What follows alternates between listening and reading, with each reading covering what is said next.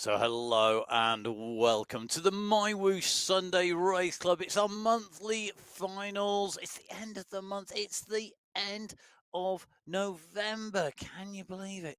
My name's Matt Payne. I'm here in the studio with Emma Martin. We're here to bring you all of the race action across all 6 race categories in the women's and in the men's races. The women's race is up first, followed by the men's. And after what has been a pretty packed month with 4 race qualifiers, it's time to head to Colombia. It is indeed. We are off to the Paso Alto. The women's race today, 35 kilometres of racing, 537 metres of climbing. We were last here for the August final. In fact, it is the 10th outing of this course on the Women's Sunday Race Club. So it is one a lot of our riders know very well. They come out of the start pen and the first of 3 sprint checkpoints at the 6.5 kilometre marker, then 15.8 and 18.4. All 3 of those sprints completed before any of the climbing today. And those climbs start at 21.9 kilometres, the Medellin City climb. It's the steepest of the 2 categorised climbs today, 5.5 kilometres. It's a long one. Then they transition across the top to the base of the Bogota climb, that one at 3.5 kilometres with a gradient just shy of 3%. Now, of course, along the way, in the first 21.9 kilometres, are the infamous Colombian bridges. Short, sharp sections that may well drop riders off the back of the pack, and we could well see some attacks launched, but they probably won't stick.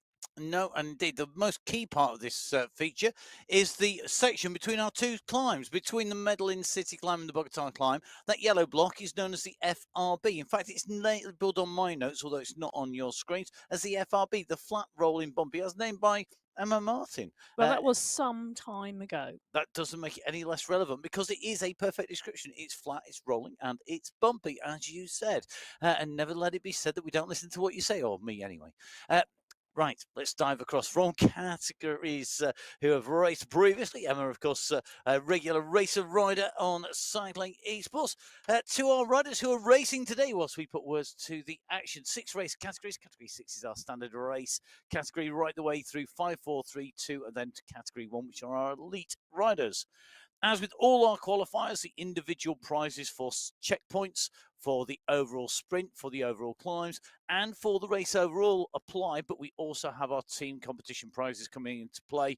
The top 7 teams in each of our race categories also up for prizes, and that means that the riders have got themselves into teams. A massive thank you to everybody in the women's race field. You were absolutely astounding. Sterling job. Sterling job. We get our initial notes on a Thursday, and they are unchanged today when we went back through them because we haven't had to make a single change. Thank you very much for being so organised. Right, category 6. Race teams. 7 race teams, 4 teams of 5 and 3 teams of 3. The teams of 5 are Cycling District Alpha, the Cycling District Omega team, the FCC Cadence crew, that's the FemCycle Collab Cadence crew. The 4 Corner Force, the teams of 3 are the Kitty Hawk Racing Moonpaw, the Kitty Hawk Racing Sunpaw, and the Tour de Friends. Now, in terms of qualification races, the FCC Cadence crew have been right up at the front, taking away the win in 3 out of the 4 qualifiers, with the Cycling District Alpha taking the 4th qualifying win.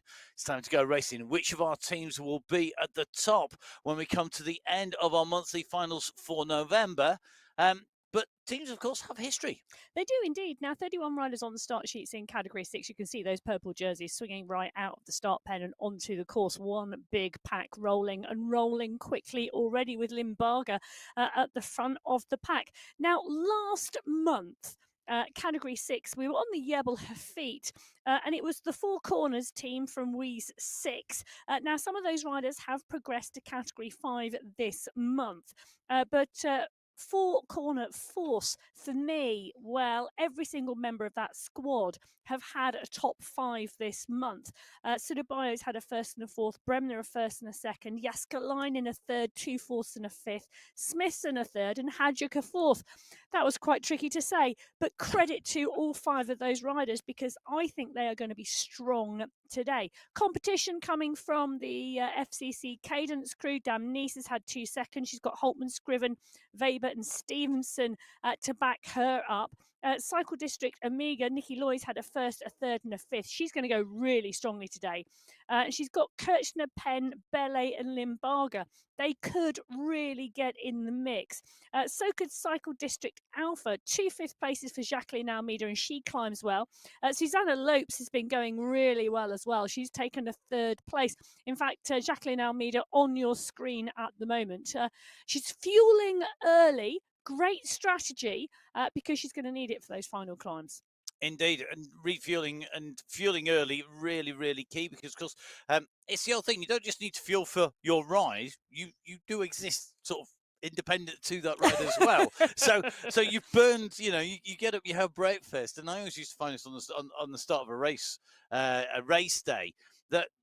You kind of like fuel for your ride. You work out what you need for your ride, but you forget that, of course, that you have breakfast, and it's less of a problem for cycling esports maybe than riding outdoors or similar, because you don't have to travel anywhere to go do that. But there's still that time, so you eat breakfast and you get yourself ready, and you've burnt calories before you even start your ride. That's if you race first thing in the morning. Some of these riders are racing last thing at night, and then they've burnt all that day's calories, and you've got to then calculate your fueling. It's not just the ride, it's your existence plus the ride as well. And then you want to be fueling, you want to be able to really keep this down. Michelle's at the moment are already starting to push on strongly here today.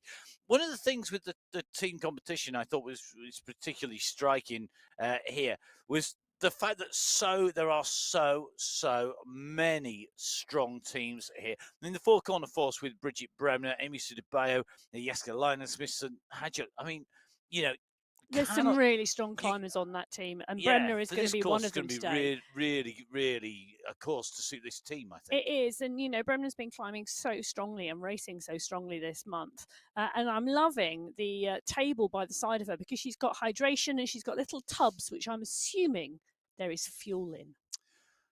I can't imagine it's got a small creature crawling around in it. I can't believe you just said that. Well, I can't imagine what else you could. I was just searching for anything that could possibly be there at the side of you in a small tub. Well, Limbaga, Rodriguez, Bremner, Almeida, Flores, and Stevenson right at the front of the pack. And take a little look at the moment because the stretch on the group, because this pace has been really high in the first 2 kilometres. 1 or 2 riders just getting into difficulty off the back there. Big push now needed to get into this pack and into the draft. And for those of you wondering about the draft on MyWhoosh, you've got around 6 meters of draft behind the rider in front, and the second you are out of it, it is really hard to get back in.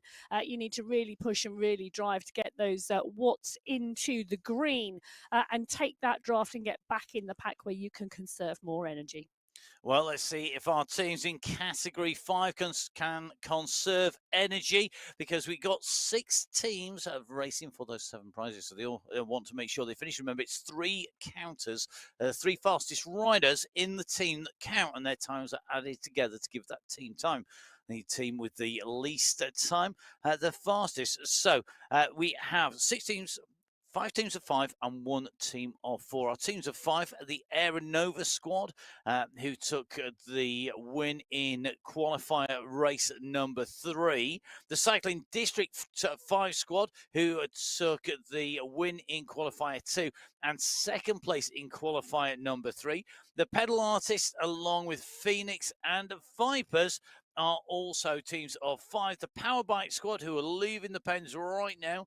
Now, that is our only team before. That's Thompson, Lassard, Warren, and Idzik. But do not discount them, because that is a strong 4 riders taking part for the Power Bike squad. Well, Category 5 up and out of the pen, and those 2 are rolling very, very quickly.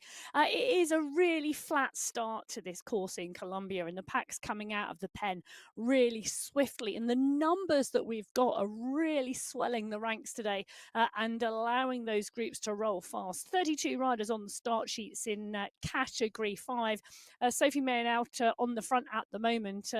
Giuliano is Jackie Giuliano. Again, I mean, I regularly say this when we do focus on Jackie Giuliano, is the fact that she's one of the riders who keeps herself quiet in the pack, but she is a really, really strong racer, and she really puts the power down when she needs to. Katarina Coe in the mix as well. Now, The team competition in Category 5 last month, well, it was Power Bites from Pedal Dancers. Power Bites, Sonison, Lazared, Warren, and Idzik. Idzik has gone well this month. She had a first and a third. And, they could be in the mix. But if we're going on form from the month, the FemCollab pedal artists are the team to watch today because Alzat's had a fourth and a fifth. Erevex had a third. Anderland's had a second, fourth, and fifth, and Pamela Mongeli, she's had a third place as well. So 4 of those 5 riders have been on the top steps of the podium. In fact, Pamela Mongeli, there she is. I'm loving the fact we've got that balloon up there as well. And good to see Palmer Mongeli smiling, ready to race as well. So looking very, very happy. That's exactly. Big smiles, big happiness today from Palmer. And we'll see. Because she's on the Paso Alto. She knows she's going to go well. I have, fingers crossed. Yes, a definite tip for the top today. No I think. need to cross your fingers. No. You make your own luck. Indeed, I would quite agree with that 100%. Make your own luck, let your legs do the talking, and we will see whether or not Palmer is on that top step when we get to the top of the Paso Alto. I'm just going to say, I really think up against those pedal artists today is going to be Phoenix. Bago took a fifth. Vanempar, I mean, she's had an exceptional month, 2 seconds and a fourth, and a little trip to support her partner in Abu Dhabi at the same time at the World Championships. That's been phenomenal performances from her, and I think she'll be one to watch too today. So the Phoenix squad, they've also got Tejeros, Gentili and Giuliano on side. There's going to be some great climbing from that team too. Well, the Category 5 pack rolling and rolling well. Anne-Marie Guiney in the mix. Natalia Idzik on your screens at the moment as well. Well, Idzik has been going really strongly this month. She's had that first and third place, and she's always ever present in the sprints. For me, it's going to be interesting to see what the team tactics are with Natalia today as to whether she's going to be up for those early sprints before the climbs and getting that green skin suit competition up and out the way for the team, or whether she's going to be in the mix at the end. And our riders seem to be very happy and smiley today. It's the final. Happy riders are fast riders. And I've always said this, and I truly believe this is true, from recreational riders to world champions. When you're happy, when you're smiling, when you're relaxed, you are faster. It is just how it is. When the world is good around you, you can race really well. Well, racing really well. The Category 6 riders are at the 5.2 kilometre marker. They are a little way out from the first sprint checkpoint, but they have gone up and over the first bridge, and it has stretched the group significantly. Riders now off the back. So Category 6 currently at 5.5 kilometres, Category 5 at 2.5 kilometres, Category 4, our next set of teams to go. 8 teams contesting this, so somebody's going to be feeling like they missed out on those prizes because we have 8 teams, 2 teams of 5, 4 teams of 4 and 2 teams of 3. Our teams of 5 are the Rebel Riders and the Unity Vibe squad.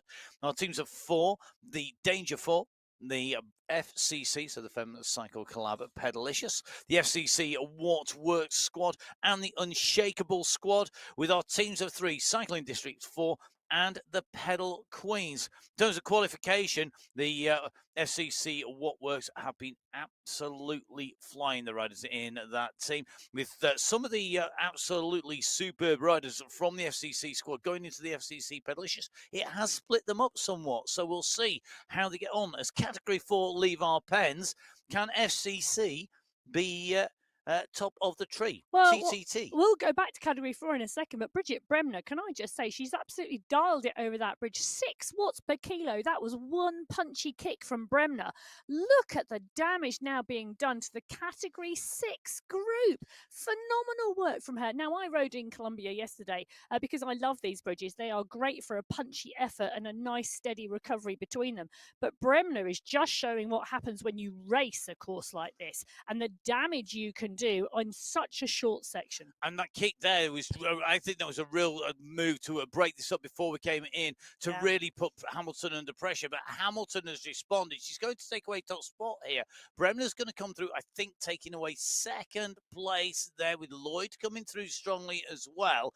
I have to say, That was a good move by Bremner, put people under pressure. Mm. And a byproduct of that, an intended or unintended consequence, is that you can see not only the damage that's being done to the group in camera shot, Yeah. but on the top right-hand side, you can see there's 1, 2, 3, 4, 5, 6, 7, 8 groups of riders who haven't yet reached the sprint arch yet. Yeah, so Hamilton, Bremner, Lloyd, Damnice and Lopes take the points through that Amazonian sprint.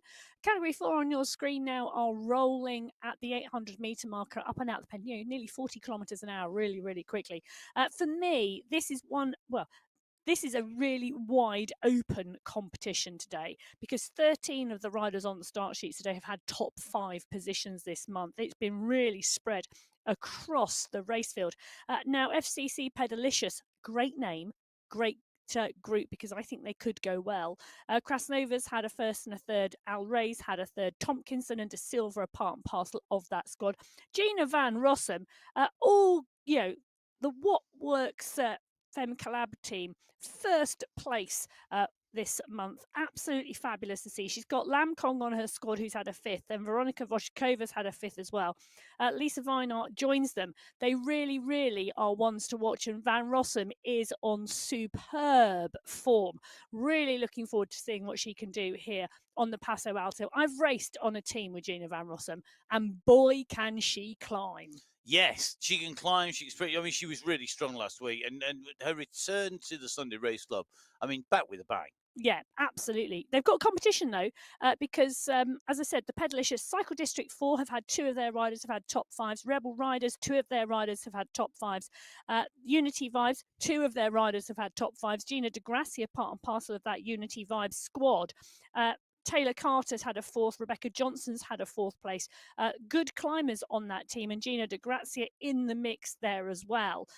And then the Unshakables, 2 of their riders have also had top 5s this month. It is a wide open competition, both individually and in the team competition in Category 4. So no pressure, Gina, because the rest of the world is out and racing. This is going to be very, very tough stuff. Let's see how these riders get on going. It's time to see whether or not they're able to kick their way over those bridges. When will that trigger point? The bridges, for me, when I look at a race route, I'm looking for trigger points. I'm looking for those points where a rider can attack, where a rider can put in a gap, where you can put people under pressure. Things that will trigger that race action. We've got those here, even on this early stages in those bridges. But that is the only thing until we reach the start of the first time. The start of the first time comes at 22 kilometres in, 21.9k to be precise. And that shows you just how far we've got to go, using just these little trigger points, these subtle little bits of race action that can do some damage. We'll see if it's going to damage our teams in Category 3, who are our next set of riders to leave the pens. 7 teams here in Category 3, so just the perfect number for our team prize competition. 5 teams of 5, 1 team of 4 and 1 team of 3. The teams of 5, the Cycling District 3 squad, who took 2nd in Qualifier 2, 2nd in Qualifier 3, but then won the Qualifier number 4. We've also got the squad from SCC Pedal Pushers. Robel was part of that Cycling District squad, actually, who took away of the FCC squad, who took 2nd in Qualifier 4. We've also got the Grit squad. We've got the Riot 3 squad, who took wins in Qualifier 2 and Qualifier 3, and the Yellow squad. They've all got 5 riders. The teams with 4, the FCC Chainwright squad, and the team with 3, it's the Crank Swit sisters. So our sisters need to crank their way out of the start bed and head out onto race route. It's time to go. Well, they do indeed. And yes, they are, because the Category 3 riders are up and out of the pen. Quick, quick, quick. 36 riders on the start sheets today in Category 3. I think we've got 3 teams really in the competition. Riot 3 took the win last month from Grit. Both of those squads looking really strong today, but I also throwing my hat in the ring for the Yellow team, because they've been on form this month. Anna Emmering's had 2 seconds. Eva Essler's had a 3rd and 2 fourths. And Julia Montgomery has finished 3rd as well. And Montgomery and Walkenhurst, always good when it goes uphill on traditional courses. Dana Davidson there for them as well. So we'll maybe take a little bit of a dive because there's some interesting points there, Emma, from those positions. Well, let's just dive in with category 5 briefly because we're on our way in towards that sprint. And instead of seeing this individual little kit with the group all broken up, we see that this is essentially one main group with one or two riders distance. The kit coming though here as Izzik goes over the top. Warren is chasing in second place. So Higgins third. Lazarus trying to get those points, but look at Natalia Izzik. Sprint legs are certainly working well today for Natalia Izzik. A phenomenal sprint there, just nicely timed, got to the front, did exactly what she needed to do to take that win. Yeah, she did. So Izzik takes 5 points in that competition from Warren, Erevek, Lazared and Co. One of the big things to note, though, the Category 6 group went through that point in the course 10 minutes 50 seconds. Category 5, 11:10. Slightly slower for the Category 5 pack in terms of the start today. I can't imagine it's going to be like that later. No, 20 seconds difference between those two groups as they came in through in category 6 and 5. Category 5 going slow, but not as broken up. Just in with Valentina Disegno, definitely a rider to watch, I think, on today's course. Yes, she's part and parcel of that grit squad who we picked out. They were second last month, and I think they're going to go well today. Desenia, part and parcel of that. And yes, I think she's going to enjoy that climb today. But she's got Amy Bradley with her. She's got Angel Hadlock, who won one of the qualifying races this month. Angelica Altamirino's got a real sprint on her, and I don't think the climbing is too steep for her today. Gemma Daniels has also taken a second place. That's the rest of that grit crew. I think they're going to be ones to watch alongside Riot and, of course, the yellow squad that we were talking about earlier. Riot, Brittany Litton's had a 5th place, and we know she's been so strategic and so focused this month. It's been great to watch. Jem Reels had a 4th and a 5th. Roderick, McKay and Murray back up those two as well. 3 riders' times added together give you your team time. So you take your fastest 3 riders, add those times together. That gives you your team time. Fastest team time takes away the win. Maximum of 5 riders in the team. That is the maximum that you're allowed to go. And you can't go put 15 riders in and take your top 3 on the way through. So category 3 at the moment on their way down. We're just in with Kimberly Miller at the top of our screens. Julia Montgomery centre and Dana Davidson down at the bottom of the screen there. 3 very, very strong riders. You would never want to discount these 3 from the race at all. Montgomery of the 3 always for me is the rider who seems to ride smart. We see her at the front when it counts, but rarely do we see her at any other time. No, that is quite Same true, is actually true of Dana Davison as well. Dana Davison comes to the fore at the finish. Well, she does indeed, and she hides herself in the pack, and then she gives it a really Brilliant good go. skills. And again, she's riding really strongly at the moment, and you can just see. I think one of the interesting things is where our riders are around the world, because you can see Dana Davison is. I think that's an ice vest she's wearing, so it's pretty warm where she is. It's summertime. It's not summertime in Sweden or Germany. It's wintertime, Yes, and it's been pretty chilly. Indeed, you can just see the team crew there just mopping their own brow on screen, on camera, because it is so warm there at the moment. Because, of course, Southern Hemisphere, it is summer. Northern Hemisphere, it's Baltically cold. Yes. Pretty much certainly is. And there has been snow across Europe already. Indeed, there has. Get your skis out if you're into skiing, because the Alps already got dusted. In fact, I saw there was an avalanche in the Alps already, a really big one. So we do hope everybody recovers from that. But it shows you already early snowfall. Really real changes in the weather. It can really affect. And of course, we talk about you've got to go in when it's cold and when it's wet and raining, but equally it applies when it's hot and Baltically hot. Yeah, and I think that's one of the wonderful things about cycling esports is that actually all around the world, whether it is 40 degrees or minus 15, there is a real place for cycling esports. And actually, we've got a number of riders, on the Sunday Race Club who their focus is indoor cycling, cycling esports. They don't ride or race outdoors, and it gives people different opportunities. And one of the things, we always think, if you've got a family and you're juggling a job and you're this, but we've also got, one of the things about the World Champs, we have doctors, we have engineers, we have researchers, we have great numbers of people with phenomenal careers racing cycling esports at a high level because they can. It allows allows you to. It allows Lam Kong to take on Angelina Roa in a sprint alongside Amy Loxley all around the world from the pleasure of their own bikes in their own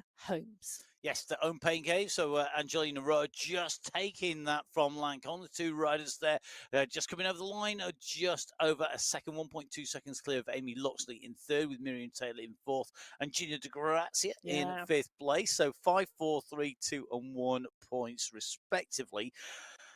Lam Kong on a course like this, I expect to go really, really well. Interesting to see she's sprinting already for the sprint points. It's so long. I mean, we've got like 9.3k to our next sprint checkpoint. We've got then another 2.6k to our next sprint checkpoint. All these sprints come before you go on the climbs. You can really sort of divide up your efforts here. Yeah, you can, and it is really interesting to watch. Now, we're back in with Category 3, and you can see the pack all rolling together.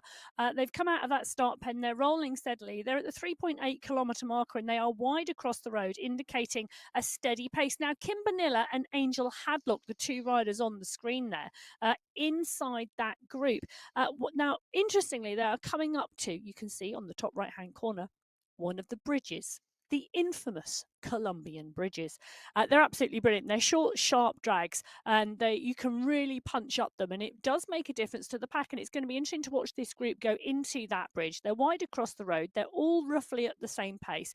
Someone is going to pick up the pace on the front, and it's going to stretch the group and change the shape of it. And you could just see there Angel Hadlock jumping out of the saddle, kicking down on the pedals there as they came onto the bridge, just using that impetus, using that body momentum to really drive through the pedals to kick over the top. And you see Hadlock's drive through there propelled her to the front of the group, led the group over the top. She's leading this pack here in Category 3s to go over the top. And it was really interesting.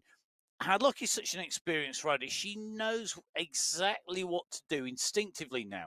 It's dialed into the subconscious, into the muscle memory. There's no thinking, oh, there's a bridge, shall I get out of it? She just knows what to do. She gets out instantly, and it's an instant. And one of the things, I agree with you, but what you can't discount on this course, because everybody looks at it and goes, oh, in fact, I had a conversation with one of the male riders once, and he said the first 22 kilometres of Colombia is his favourite Sunday race club route. But what you can't discount is actually how much fatigue these small bridges put in the legs. De Pavia will know that, but she loves a punchy course, and she's been riding well this month. But, the repeated short, sharp efforts with the lift, the drop, the lift, the drop. A, you've got to make sure you don't go off the back of the group. And B, after you've done 5, 6, 7 of these, there's a lot of fatigue in the legs that you're not expecting from a fairly flat start to this race before you get into those two climbs. De Pavia right in the mix in the group, and you can just see straight up to the top, down the other side, the pack rolling and rolling well, but a bit of a stretch on it. Category 3, more experienced, I would say, and more able to stay in the group with the short, sharp punches for longer than, for example, Category 6. And you can see on the right-hand side of your screen those Category 3 riders now about the 6.4k mark, 5.4k marker. So I think a little bit of time before they come in. And let's change my glasses. Yes. Let's head into Category 2. They're going to be our next set of riders who are going to take to a race route. We've got 8 teams in contention for our team competition. We've got 1 team of 5, interestingly, and 7 teams of 4. Normally it's the other way around.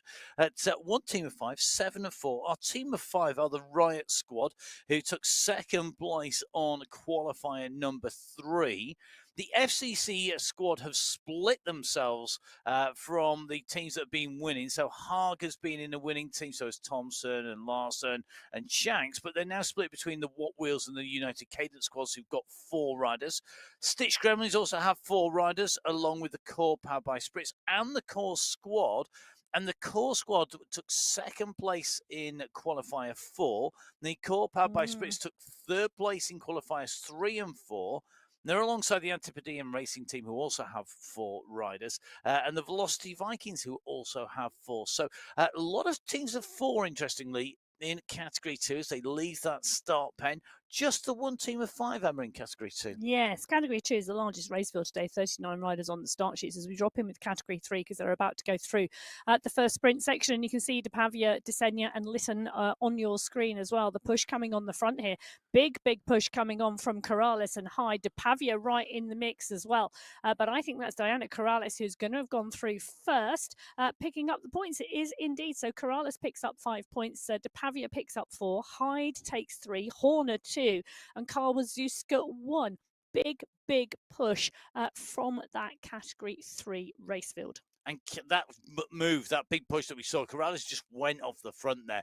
And I think because of where this is, very swiftly coming into this after the bridge, after the kick and the run down, getting the drive right and getting your timing right on that first sprint is really actually, it's more difficult than it looks because you can't discount the roll in, but if you go too early, you're in trouble.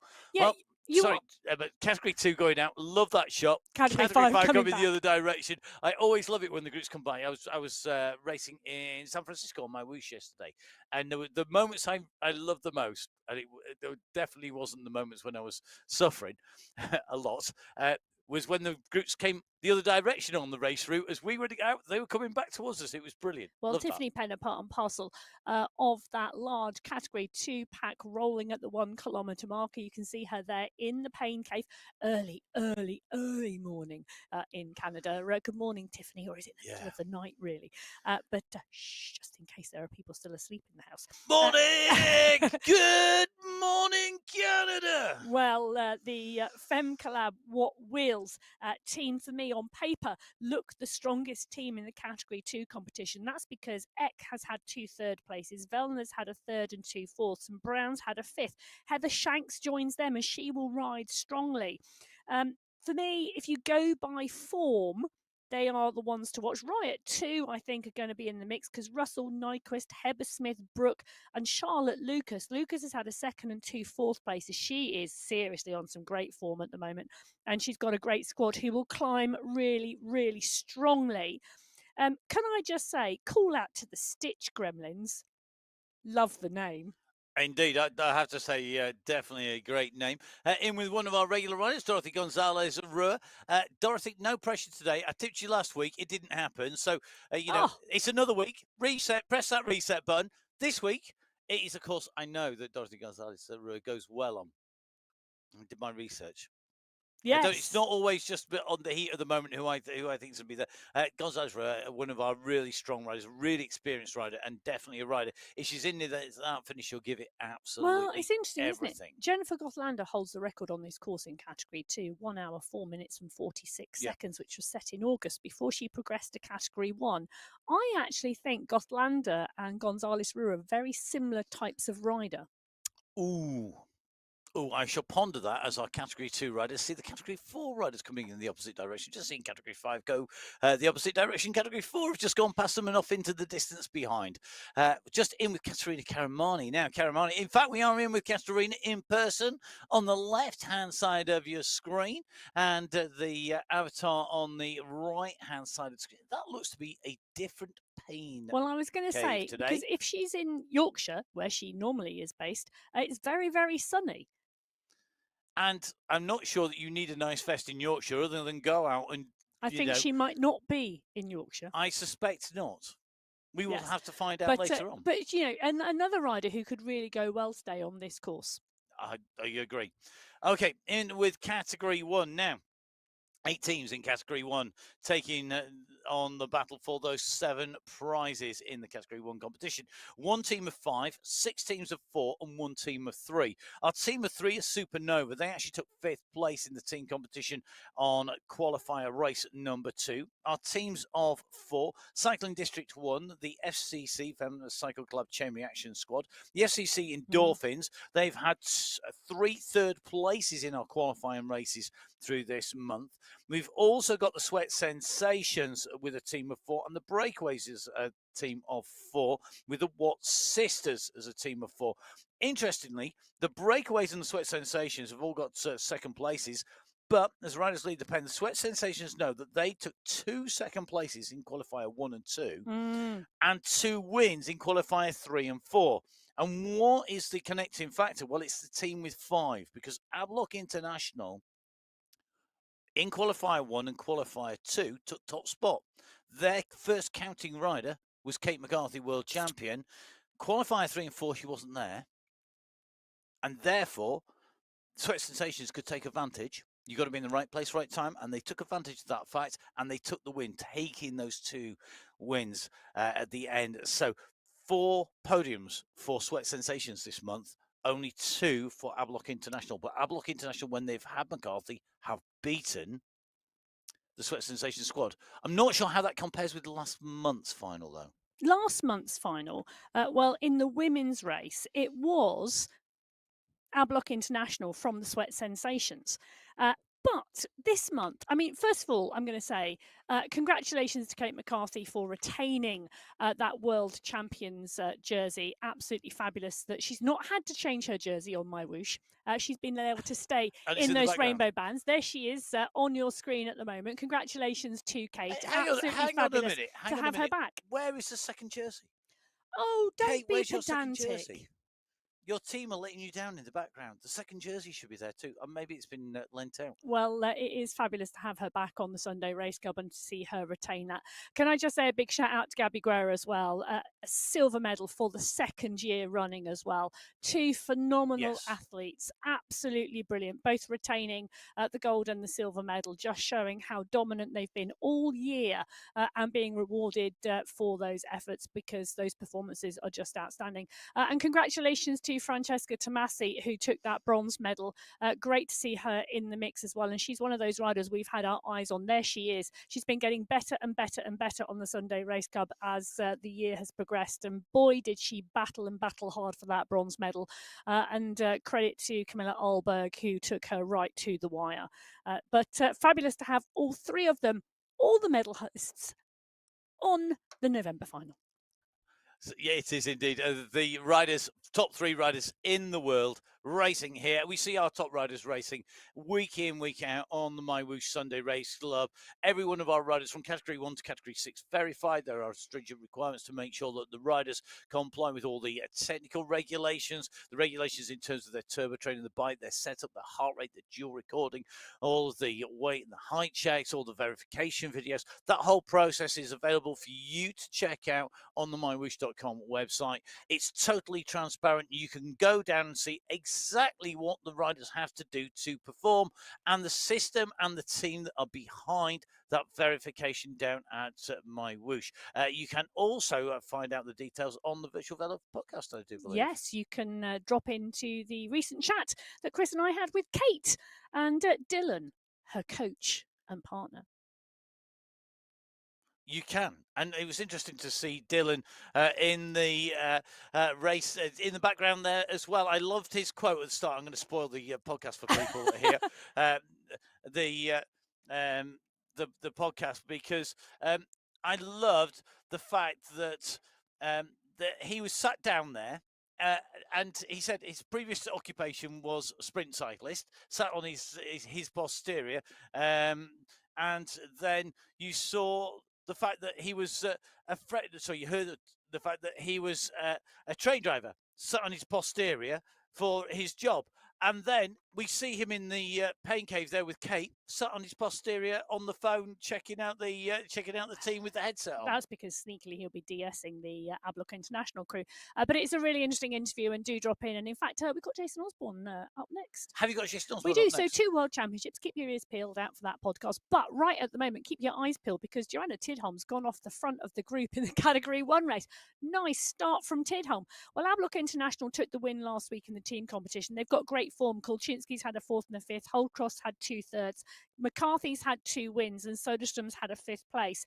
On form this month, also the Sweat Sensations. Guerra's had 2 firsts, a 3rd and a 2nd. Fua's had 2 seconds. Bruni's had, she's had a 2nd place as well. Mayer is now in the mix. But for me, also keep your eyes peeled for the breakaways, because Ahlberg's had a 5th, Van Hooling's had a 5th, and Gallegos has had a 3rd. And that could be a squad to watch. It certainly could. We'll have to go back in, though, into that Category 1 race in a moment. We're in with Category 2 with Ramat along with Royce and Shanks on the kick it down in towards the sprint. This is sprint number 1 for Category 2. At the moment, it looks like Elisa Haag going off the front with Russell. Haag leading this out. Russell into the moment. Big kick going through. So it's Haag from Russell. They kick in and through. That is a phenomenal push going in and through. Russell, Haag, Marb, Proust, Bergen right up there, Brown up there as well. Confirmed results coming in. Haag taking top spot with 5 points. Russell taking second place with 4 points. Bergen taking third with 3 points. Steer taking fourth. 2 points for her and 1 point for Milene Prowse, who comes through in 5th place. Yes, fabulous, fabulous riding, and up and over the next bridge. Just this sneaky sprint section, because you do the sprint and then, boy, you bang up over one of the first bridges in Colombia, and it's a double whammy for the legs. Well, Category 1, we are back in with Mika Soderstrom. Can I just say another big piece of news today? 209 racers on the start sheets today. Biggest women's race field ever. When I was running through the start sheets and doing all the compiling and doing all the numbers, I looked down on my spreadsheet and it totals up the total number of riders. And I looked and I went back through and just went, did you do a double count? Well, have I done one of the formulas wrong somewhere? Have I made a mistake somewhere in the spreadsheet? But no, 209 riders in the women's race field. Absolutely brilliant to see. Now, rider on our screen, somebody who we were talking about earlier, being a very similar rider to Dorothy Gonzalez-Rudd, the rider who's moved up from Category 2 to Category 1, yes. Jennifer Gottlander. Gottlander in with a bang into Category 1. Absolutely riding to her strengths, and I'm loving the fact that she's out and racing straight away in Category 1, not just riding and getting used to it, but boom, straight in and racing. Neck, giving it a shake. Oh, yeah. Well, Gottlander holds the course record in Category 2, 64 minutes, 46 seconds. McCarthy holds the course record in Category 1, 58 minutes, 57 seconds. Phenomenal time from McCarthy. That was back in the August final, actually, which was the last time we were on this route in Colombia. In fact, this is only the second time this year we've used it, August being the first. The Category 1 pack, though, rolling and rolling well now. But can I just say, Joanna Tidholm is still off the front. She's 200 metres down the road. She's round the corner and out of sight. The pack don't seem to be too concerned. This is a great move by Tidholm. It's a great move, but she's got a good distance to go to the first sprint, where I'm sure she's going to be looking for the sprint points. That's for certain. Well, can I just say, Tidholm, part and parcel of the FCC Endorphins crew. She's got Kiddle, Tomasi and Koinstinen in that team. I think that team have been having a really good conversation about what do we do and how do we do this. Joanna Tidholm, great rider to put down the road. Well, yeah, and she's not going to be chased by her teammates. And in fact, it's Lisa Hermansen who I think will want to be in the battle for the sprint points. Remember, our sprint checkpoints are at 6.5 kilometres, 15.8 kilometres, and 18.4 kilometres. We've actually already got Category 6 and Category 5 all the way through their sprint checkpoints. They are being done, gone out of the picture. They're on their way through, and they've done and dusted with the sprint competition already. They're now into the climbs for the 2 climb checkpoints and into that run for the finishing line effectively, because they've gone through that first half of the race route really quickly. In fact, Category 4 not all that far from their last sprint checkpoint, as Category 1 start to come in now. They're within a kilometre of the first sprint checkpoint. And this is, of course, the sprint at the Amazonia sprint checkpoint. They follow that by the San Gil sprint checkpoint and then the Monpok City sprint checkpoint. Yes, and up and over the bridge as the Category 1 crew continues to roll. Bit of a push now on the front here, and the chase is on for Tidholm. So Hermansen leading the charge with Soderstrom, those 2 riders, Giovanni Vittori, Van Heuling, all up the front. So is Camilla Miros, and we know she's also a very strong sprinter. But Tidholm's continuing to push and continuing to drive off the front. And this course, really interesting. She's actually in sight at the moment of this pack as they start to swing around towards that first checkpoint. There's around 250 metres to go for Tidholm. Great move here. She's 7 seconds clear at the moment. Now she gets up and out the saddle and she starts to push, just picking up the pace slightly here as she drives towards that banner. There it is. She's not going to be challenged. Miros, though, now fighting from behind because she wants 4 points to balance up that competition and maybe attack later. So Miro's just sprinting clear of the bunch there to take away the first of the bunch sprint. In that bunch sprint, going clear there. So it was Tidholm going through with that gap to Miros in second place. Mika Soderstrom, who we saw in that attack to try and pull the group back, didn't get the group back to Tidholm, then came back in the bunch, managed to hold on for third. Caramello taking fourth and Holcroft taking fifth, 5, 4, 3, 2 and 1 points respectively in category 1. Across all of our race categories, it's Tidholm, Haag, Corrales, Ruhr and Idzik and Hamilton who took that first sprint, the Amazonia sprint. Remember, there are prizes for each of our winners of the checkpoints in each of our race categories, in each of our qualifiers, and in the finals as well. Yes, there are. Huge prize fund, and you can see all of that prize fund on the MyWhoosh website as well, so you can check that out there. So totally clear, totally transparent. Yes, no, no fuss, no fee, just race. Well, if you head over to the MyWhoosh.com website, you click on events and you scroll down slightly to where all of the events are listed and click on the Sunday Race Club, not the men's or the women's entry. That's where most of the information is. If you want the detailed information around verification and joining the race, click on the events as though you want to enter because that's where the fully detailed technical guide, race manual, etc. is. Okay, let's take a quick run through our race categories. Category 1 at the moment, the 7.5 kilometre mark. Category 2 are at the 10.8 kilometre mark. Category 3, 16.8. Category 4, 19.6 kilometres covered. Category 5 at the moment are at 22 kilometres, but we are in with Category 6. Bridget Bremner is doing exactly what Emma predicted, climbing strongly here with Anta Denise, along with Sophie Rodriguez, Liz Smithson, Amy Sudabayo, Kachi Jaskalainen, along with Jacqueline Almeida, all in this leading group. At the moment, 10 riders effectively within a few hundred meters of each other. With Limbaugh in 10th place, just distanced a little bit behind this group. You can just see that little bit of a gap. You can do indeed, but the pack climbing strongly in Category 6. Almeida, Lopes, Lloyd, Sudabayo and Bremner on your screen at the moment. The 23.1 kilometre marker, and Lopes just needing to push now to get back onto the wheel of Nikki Lloyd. Lloyd, you can see on the screen there, really churning a gear, trying to stay on Smithson's wheel. She too is starting to get gapped slightly, but they really do need to drive. So can Lloyd jump onto Lope's wheel now and the two of them work to get back to that group? It's just a handful of seconds, but this climb does go on for a while. They're at quite a steep section at the moment, just shy of 6%. It does gradually ease slightly now. That will give them the opportunity to close it down. But at the moment, it's Rodriguez from Bremner, from Sudabayo, Almeida, Jaskalainen, Damnice and Smithson. They are the riders at the front of this group. It's 7 riders now, with 2 riders chasing, then a single rider behind.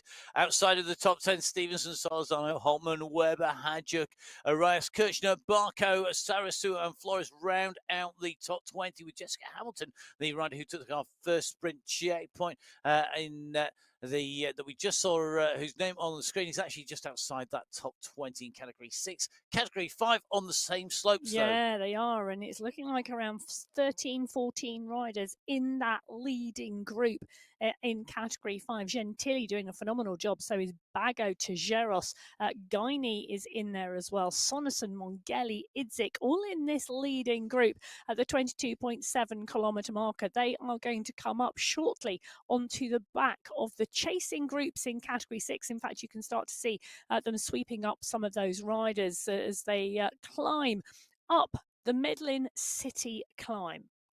Oh, we're just going back in with category 6 in with Adriana Barker, who's just going to see Amber Johnson just coming up alongside. Amber Johnson currently 15th position in category 5, going alongside Barker, who is just at the moment being patient. You can see the chase on here. As you can see, Menhout, Johnson, and Santos all fighting to get back to the leading group of category 5.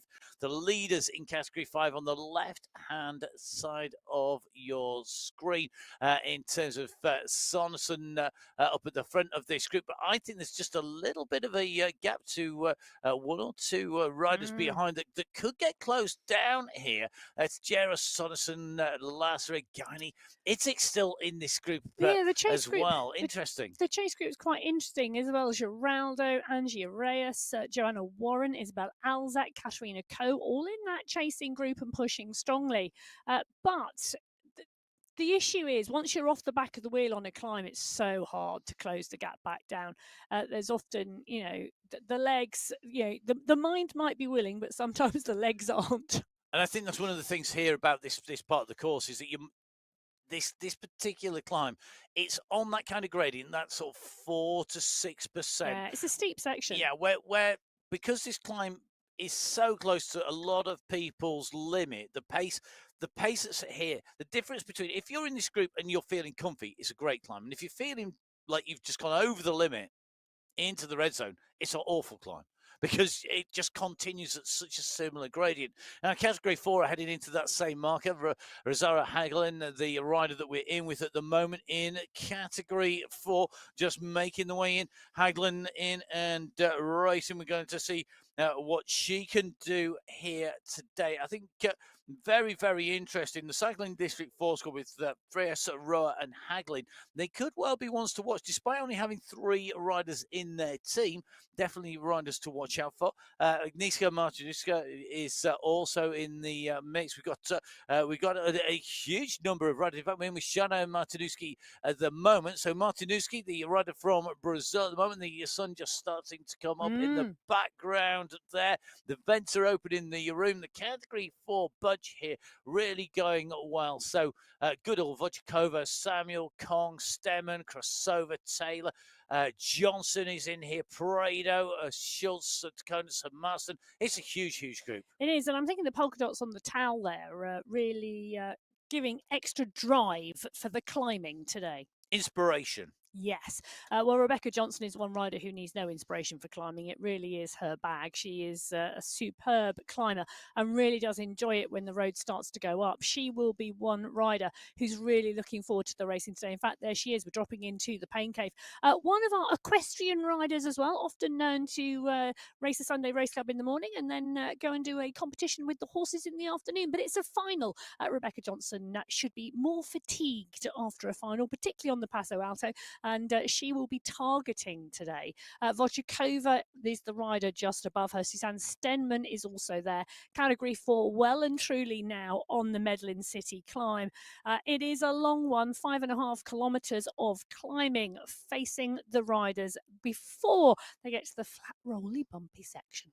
The FRB section, and Johnson, of course, if she wasn't under enough pressure with Emma just saying that she's got to be so tired that she can't actually ride the horse this afternoon, she's, of course, part of that team and team competition riding for the Unity Vibe scores with Salgado de Gracia, Prado and Taylor Carter. So I think it adds that little bit more pressure, I think, on the riders. Now, just going to drop back into the subterranean tunnels on our raised wooden roadway over the top of the lake inside the tunnels at the moment. You see the torches just to the side of the riders at the moment. And as they make their way through here at the 15-kilometer marker, they're about 800 meters from our next checkpoint sprint. That's the Sandgill Sprint. Going to be very interesting. This is still a large group of riders in category 2. This is not going anywhere in a hurry. I don't think riders are going to be distanced until we hit that climb. Joanna Kalman at the moment just looking focused. Interestingly, the musette in the background. I'm liking the matching musette. I think that's a Trek Segafredo musette in the background, but it really does match the colours of the Polish jersey. Kit. Yeah. Yeah, Does very, indeed. very low. Well, It's very good. Kalman part and parcel of the group, and you can see the green banner, and that's where they're going. Anna Russell has launched a sprint, but so is Maddie Steyer. Elsa Haag is in the mix, so is Heather Shanks. Gabby Nordin now coming through, but it's Haag who's launching. Can she go over the top of Russell? No, Russell kicks again. Russell's in the green skin seat. She's already got the points in that sprint competition, but Haag is there too. Haag, Russell, Haag. I think Russell got that time, which means one win to Anna Russell, one win to Elsa Haag. So they're going to be tied on points. On sprint one, it was Bergin, then Steyer, then Proust in third, fourth, and fifth place. This time round, third, fourth, and fifth. Well, Steyer, Schneider, and Kalman. But I tell you something, consistency. Hayley Simmons has finished sixth both times. I think Hayley would rather have been a little bit further up in that sprint, but it's in the right place. I think the thing for me, if there was a course designed for Hayley Simmons, this, to a large degree, is it. Yes. It is a very, very tough course. It's got two long, steady gradient climbs. Perfect for a time trial. I think for somebody who can pace themselves to perfection, like Simmons, this is the sort of course that you can really race that as a strength. Well, it's going to be really interesting to see what she does and where she is in the mix. Engström, Banerjee, Proust, Bergin, all in that group of Category 2 riders on the right-hand side of your screen at the 16.5 kilometre marker. They've lost very few riders from the start pen. Big pack. Category 2, one of the packs I think back. The things about Category 2 is, for me, how tightly matched the riders are. Yes, we've got some sprinters in there. Yes, we've got some strong climbers in there. But overall, the strength and depth of that Category 2 race field, it is such a tightly matched group. On the left-hand side of your screen, the Category 1 pack at the 13.6 kilometre marker, rolling at a steady pace. I don't think they've actually lost anybody in Category 1. And I think they maybe lost sort of 3 or 4 people maximum in Category 2. We'll just have to see how that plays out as we go in, because, of course, when we get onto the climb, we know that's going to change. Now, they haven't lost anybody. Nobody is lost. We know where they all are. They're just not in the group. They're gone. They're lost. They're not. Don't panic, anybody. Nobody's lost. Bridget Kiddle definitely isn't they're lost. Not lost. They're not she going knows anywhere. exactly. They're on a static bike. Bridget Kiddle knows exactly what she's doing, and look at the look of concentration on Kiddle's face in those New Zealand shorts.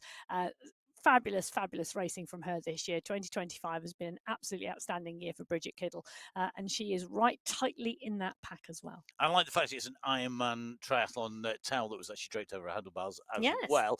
Very distinctive towel there. So keeping that bike protected really is key. It's one of those things that is often forgotten. Everybody thinks because you ride indoors, you don't need to keep a check on your bike and the equipment. But actually, because you don't have any breeze blowing past you, you do find that you can actually suffer some degradation to the handlebars, to the stem, to the bolts, and the frame, particularly around where your head might be directly above. So if you are there, make sure you check your bars, take the handlebar tape off the bike at least every 6 months and check your handlebars. Well, there you go. Speaks to the man who's snapped a handlebar on the turbo trainer. Have you really? Yeah. Wow. But it was degraded because I hadn't taken the handlebar tape off for a while. That wasn't just like through pure sprinting power then? Oh, no, it was definitely fatigue. On the bike, not your view. No, but no. I need to not be fatigued to actually do that. But do check. It's a really interesting point, isn't it? You know, if you go out on the road, you come back, you wash bike, you clean it, you check it. Just make sure you do the same with the bike on the turbo. Right, in with Category 1, 5 key contenders in here as we go in towards the sprint. McCarthy, of course, going to be looking to make sure she's in the mix, not going too far away when we go into the climbs. The same, I think, for Bassoni and Tomasi. Van Heuling and Gothlander, I think, though, are going to be very much keyed up towards this sprint, looking to see what sprint points they can take. This is the second of our sprints coming up, the Sound Gill sprint, on its way in about 650 metres or so at this point as we make our way between the Eid al-Attiyad banners, which, of course, celebrates the 54th anniversary of the formation of the UAE. Oh. The UAE is only months older than me. It's older than me by about a month and a half. Really? It is, yeah. Wow. Yeah.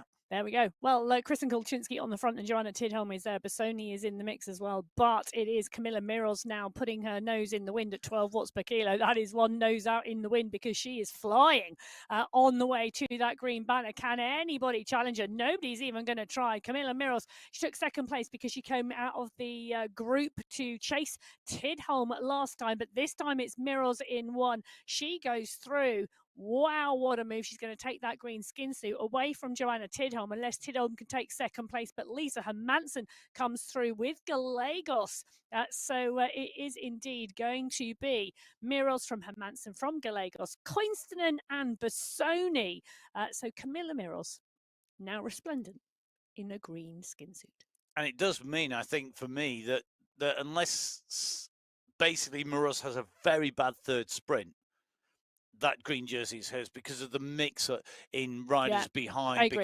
Because you've got, inside that top five in sprint one, you've got Tidholm, Soderstrom, Caramello, and Holcroft, and then you've got Hermansen, Gallegos, Koisten, and Bassoni. So you've got basically 8 different riders. The only constant in this is that 9th rider, and that's Miros. Yes, realistically. Well, Miros leading through Category 1 through that Sandgill sprint. Anna Russell took through Category 2. Diana Corrales, Category 3. Angelina Roja, Category 4. Felicia Lazared, Category 5. And Nikki Lloyd, Category 6. Interesting changes there for some of those categories, but on others, very consistent. Definitely, yeah. Some consistency there for some of our riders. We see an attack going on the front here as we see that move going up the road here.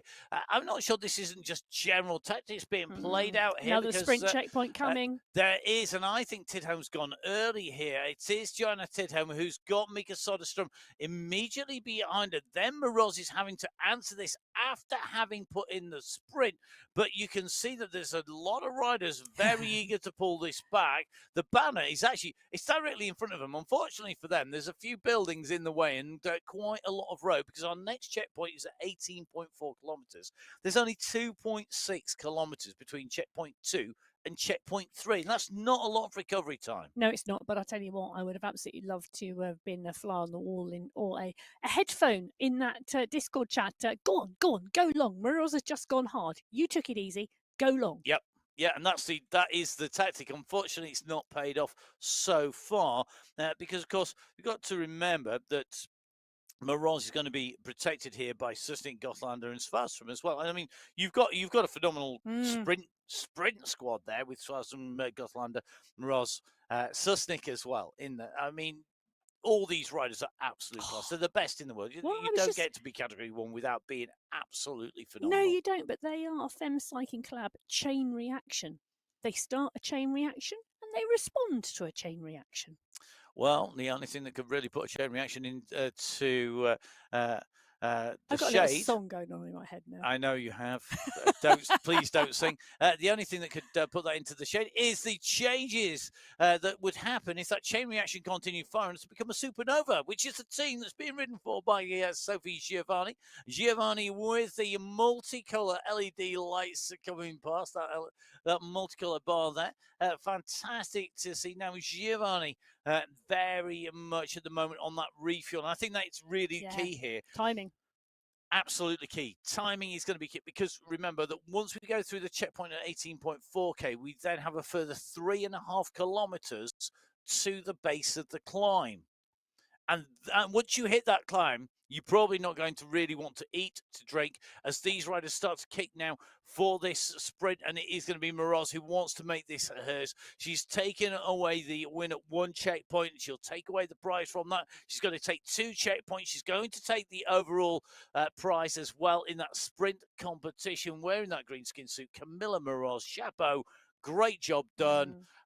Great positioning. Second on sprint 1. Winning sprint 2 and in sprint 3, takes the overall. What a result. Yeah, and the entire pack of Category 1 riders still rolling and rolling strongly. Just taking a little look. Yep. Oh, no, I say that. 32 of the 33 starters in that leading group. 1 rider off the back of the Category 1 pack. So Morales leading through category 1, Stay leading through category 2, Corral is leading through category 3, Kong leading through category 4, Itzit category 5, and Lloyd category 6. At the Mompox City Sprint, that's our final sprint done and dusted. Over, kaput, finished, finito. It's fini. It's done. That's it. Sprints are over.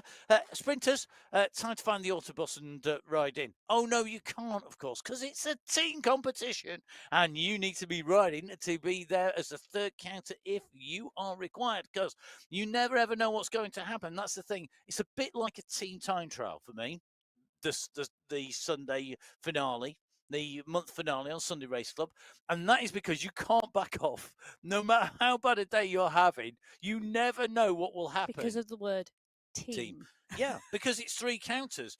A bit like on a team time trial. I was doing a team time trial once, and I was like the weakest on the team.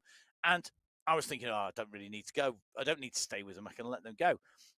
And I stayed, and thank goodness I stayed, because one of the guys got a puncture in front of me. And he was like, no, it's gone. And that meant I had to stay in there, and I had to be in there. It's probably one of the most poorly days on a bike I've ever had afterwards. If you think it doesn't matter because you're 4th counter, keep riding. Yeah, you never know what's going to happen. Well, what's going to happen at the moment is 6 riders at the front of the category 6 race, and they're pushing on because Bremner, well, we said she was on form this month. She is absolutely riding superbly here. They're coming towards the top of the Medellin City climb. Just 400 metres to go until they get to the polka dot banner. The category 5 pack are coming fast behind. They're only about 26 seconds back, but Sudibayo. Now, this is going to be a really interesting as to who's going to go for those points in the climbing competition, because Amy Sudibayo, we know, will bury herself to get points in the climbing competition. But Sofia Rodriguez is the rider on the front at the moment and setting a really nice tempo. Bridget Bremner is going so strongly. I think she's going to want to be in the mix as well. Anta Demnice has been riding so consistently, and so has Katja Jaskalainen. And Jacqueline Almeida, she's on the back of the group. She might be playing a longer game. I think you can go. I think you've got the ability here, because we're so close now to this checkpoint that comes at 27.4 kilometers. You can see the banners going to come very, very quickly just around this left-hand bed. You can really put in an effort here, because you've got that FRB section to come behind. Bremner really winding it up, bottom left-hand side of your screen here. You can just see pushing in second place. Rodriguez winding it up on the front. Denise is also in the mix here. Sudibayo center left. You can see the face of Sudibayo changes another gear down here, really starts to wind it up. She goes over the top here. Sudibayo's kicked and opened a gap. Great timing by Amy Sudibayo.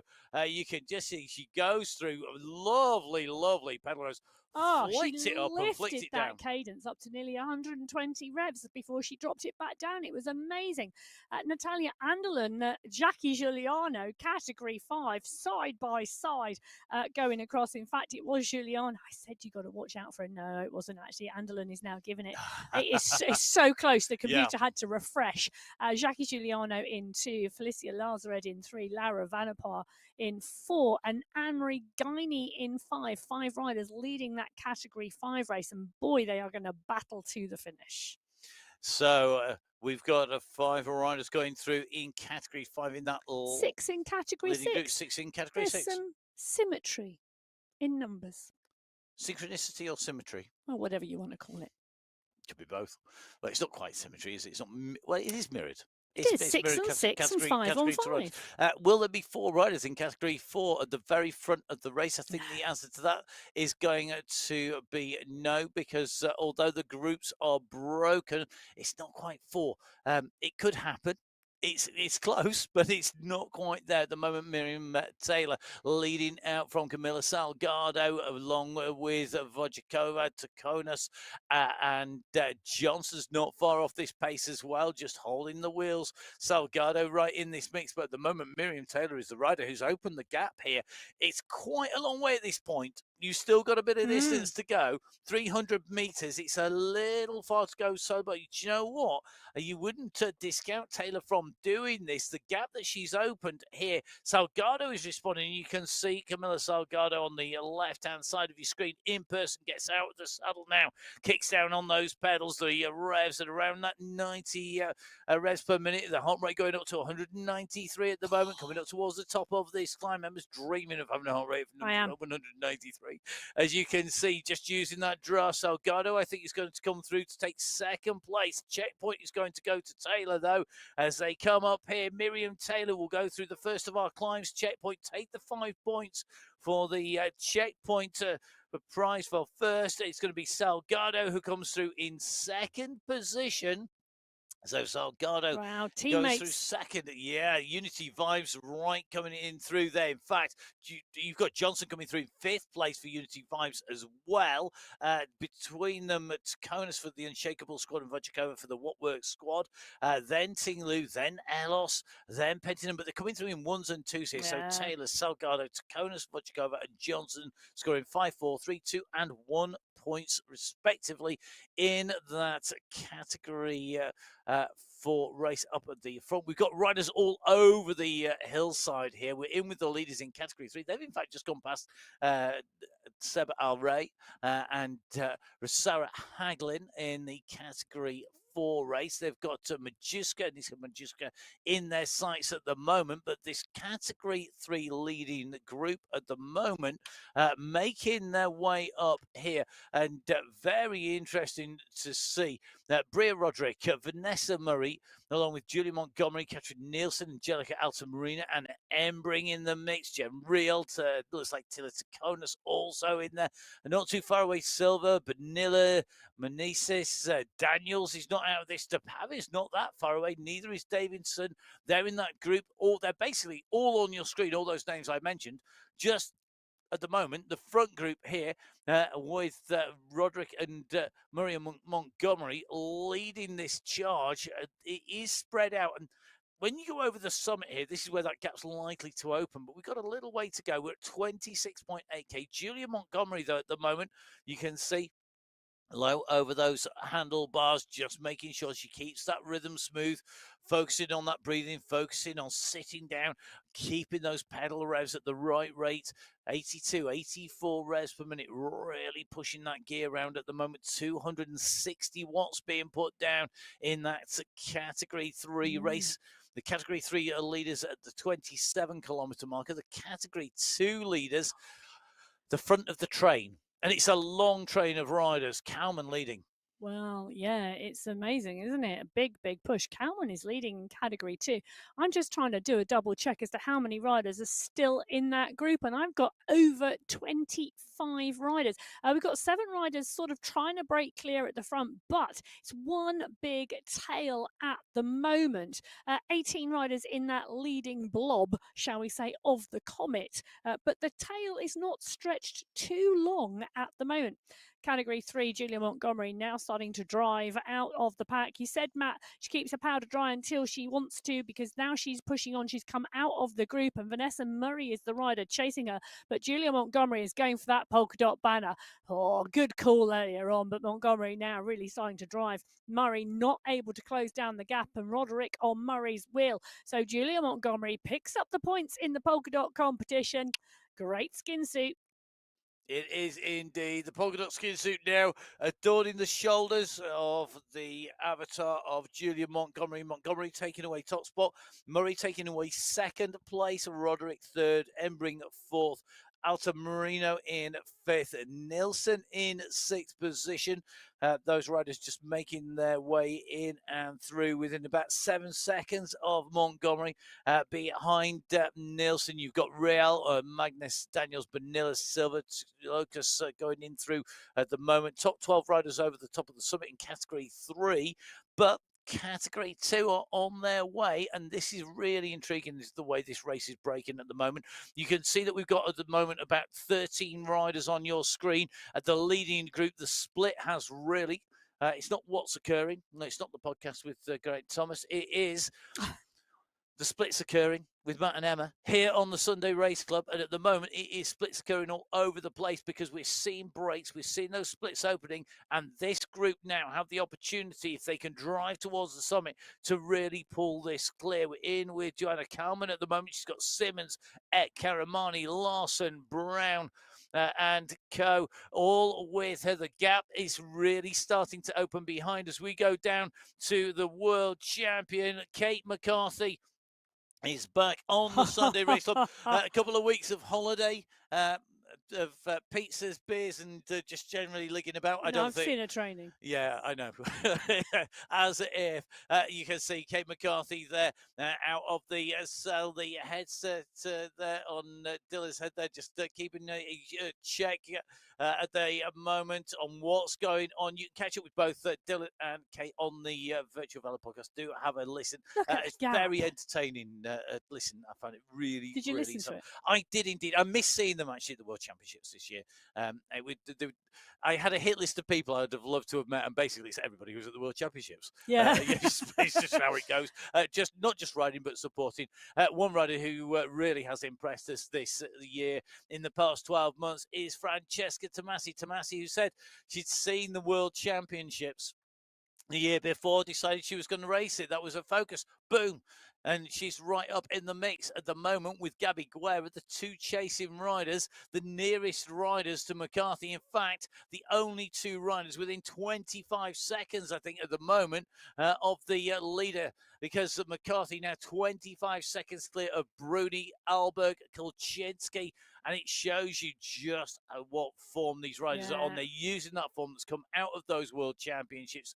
Top three medalists at the 2025 live finals in Abu Dhabi. The top three riders on the road here in Colombia on the MyWhoosh Sunday Race Club finals. Yeah, absolutely amazing riding here. So McCarthy in one, Tomasi and Guerra, the chasers. Then Alberg, Kulczynski, Bruni are the three riders behind. Then Gallegos, Mayer, Holdcroft, Van Hove, Van Hooling, Fua, Bassoni, Caramello, all chasing up the climb. Nicole Mayer dancing on the pedals at the moment. You can see there on Gallegos's wheel. The American riders doing a sterling job, but four of them there with Maria Holdcroft in the mix as well. There is indeed Maria Holdcroft out in the conservatory. It's daytime in the UK, and Holdcroft too on those pedals dancing. Maria Holdcroft, another one of the very strong riders racing the World Championships with a top 10 finish. A top 10 finish, and definitely a rider who I think we know has got so much in her arsenal. She's such a strong rider. She's got the ability, I think, also to really dig in deep, and that's what I think she's relying on at the moment, because I don't think that form is quite where she wants it to be in terms of racing at the front, because we know that she can beat McCarthy. We know we've seen her beat McCarthy. We've seen her beat Guerra. We've seen she's beaten the rest of this race field, just not happening at the moment. That is bike racing. That is how things change at the moment. McCarthy leading category 1 on the left-hand side of your screen. The last leaders to leave the pens for McCarthy. That was some 5.5 kilometers ago. Meanwhile, category 6, the first set of riders to leave the pens. They're the leaders on the road. They're at 32.4 kilometers, so they are well and truly into our climb at the moment. Now on their way up the Bogota climb, going towards that Bogota climb checkpoint. The leaders at the moment, Denise Rodriguez, Bremner in there, along with Sudibayo. They are the four leaders that you can see behind them, and they are in sight.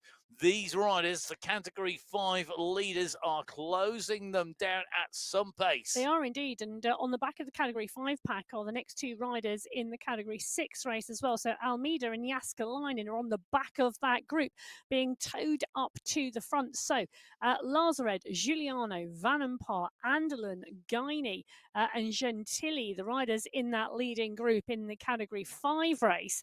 Well, they are not far off of the 4 leaders in the category 6 race, and they are bringing those two riders, Almeida and Jaskalainen, back into contention. This is going to be a really interesting finish in this category 5 and category 6 race. The second climb on this course in Colombia is not as steep as the first. If you come over the top of the first climb with the leading group, it's likely you should be able to stay with the pack until the finish. Obviously, legs and heart and lungs dependent. But the second climb, the average gradient is 2.9%. There are some very flat sections. You can see at the moment 0.8%, and now it starts to climb again. The flatter sections do allow the pace to pick. They're at 32 kilometres an hour, this chasing group, and it has allowed them, because they're a larger group, to close down onto the category 6 pack ahead. Now the gradient starts to go up again. It's at 3.3% and climbing. Jaskalainen just off the back of that group. I know, and this is where it's really going to pay to be right in the wheels here. You can see Almeida is in there. They almost got onto the wheels of the leader. And for Jacqueline Almeida, this is going to be really, really critical, because Almeida will want to be there for that cycling district alpha team of Flores, Kirchner, Almeida, Los, and Arias. But she's got work to do. Jaskalainen being distanced just that little bit earlier, the four-corner force rider, just being pushed off the back, and it's 4 seconds it's cost her. This is where Jacqueline Almeida really has to dig deep now. This is her chance to get herself back into those top 5 riders, with the top 4 riders, make herself secure in top 5, and to open up that gap on the riders behind, because of course what she's just taken advantage of can be happening behind her as well, with riders taking advantage of groups coming through, and it will happen all the way up the climbs. All our riders able to draft each other, as we see the category 6 leaders being caught by the category 5 leaders to leave one bunch, as Anne-Marie Guiney pushes up onto the front of the group there and forces the category 5 leaders through to the 4. Yeah, and do you know what? It's so hard here, because of 1,300 metres to go until the finish line. The Category 5 group will push on and drive, because they want to work out who's going to win their race. The Category 6 riders are the ones who it's dangerous for, because it's so easy, so close to the finish, to think, I can do this, I can dig deep, and I can push, and I can go with the Category 5 riders. We know you can blow 200 metres before the line and lose the race, and that's the danger with the Category 6 pack at the moment. How hard do they push? How much do they try and stay with the Category 5 riders?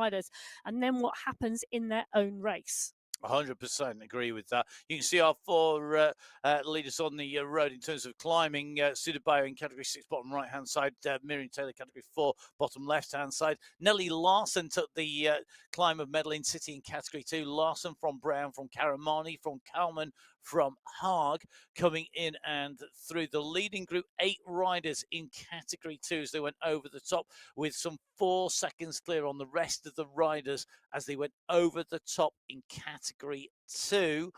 Larson with what was a 5-second gap initially. She went over that climb in category 2. However, that's not going to stick, because we have still got a long way to go. We have indeed. And Larson, Brown and Karamani, 3 riders at the front of category 2, now have come together, and they are 200 metres ahead of the chase group, which contains Simmons, Garia, Marb, Kalman and Eck. So that group reforming. All these riders now know that they need to get back together on the FRB, the flat rolling bumpy section from the 27.4 kilometre marker. They've got 3.6k between the summit of the Medellin City climb and the start of the Bogota climb. Yes, Kate McCarthy on your screen right now, leading that category 1 race. She's clear, 200 metres clear of Gabby Guerra, who has now dropped Francesca Tomasi. Merle Bruni, Camilla Alberg and Kristen Kulczynski, however, aren't giving chase. Now, this is the second of our climb checkpoints on the right-hand side of your screen. The first rider over the line, Giuliano, being chased by Andalou, by Lazared, by Guiney, then a gap of 2 seconds to Vanian Pa, and then 14 to Elahek. It looks to me like Giuliano is going to claim the mountains competition, but remember that we are heading in towards the finish here. This is going to be at 35 kilometre distance covered, so less than 400 meters to go.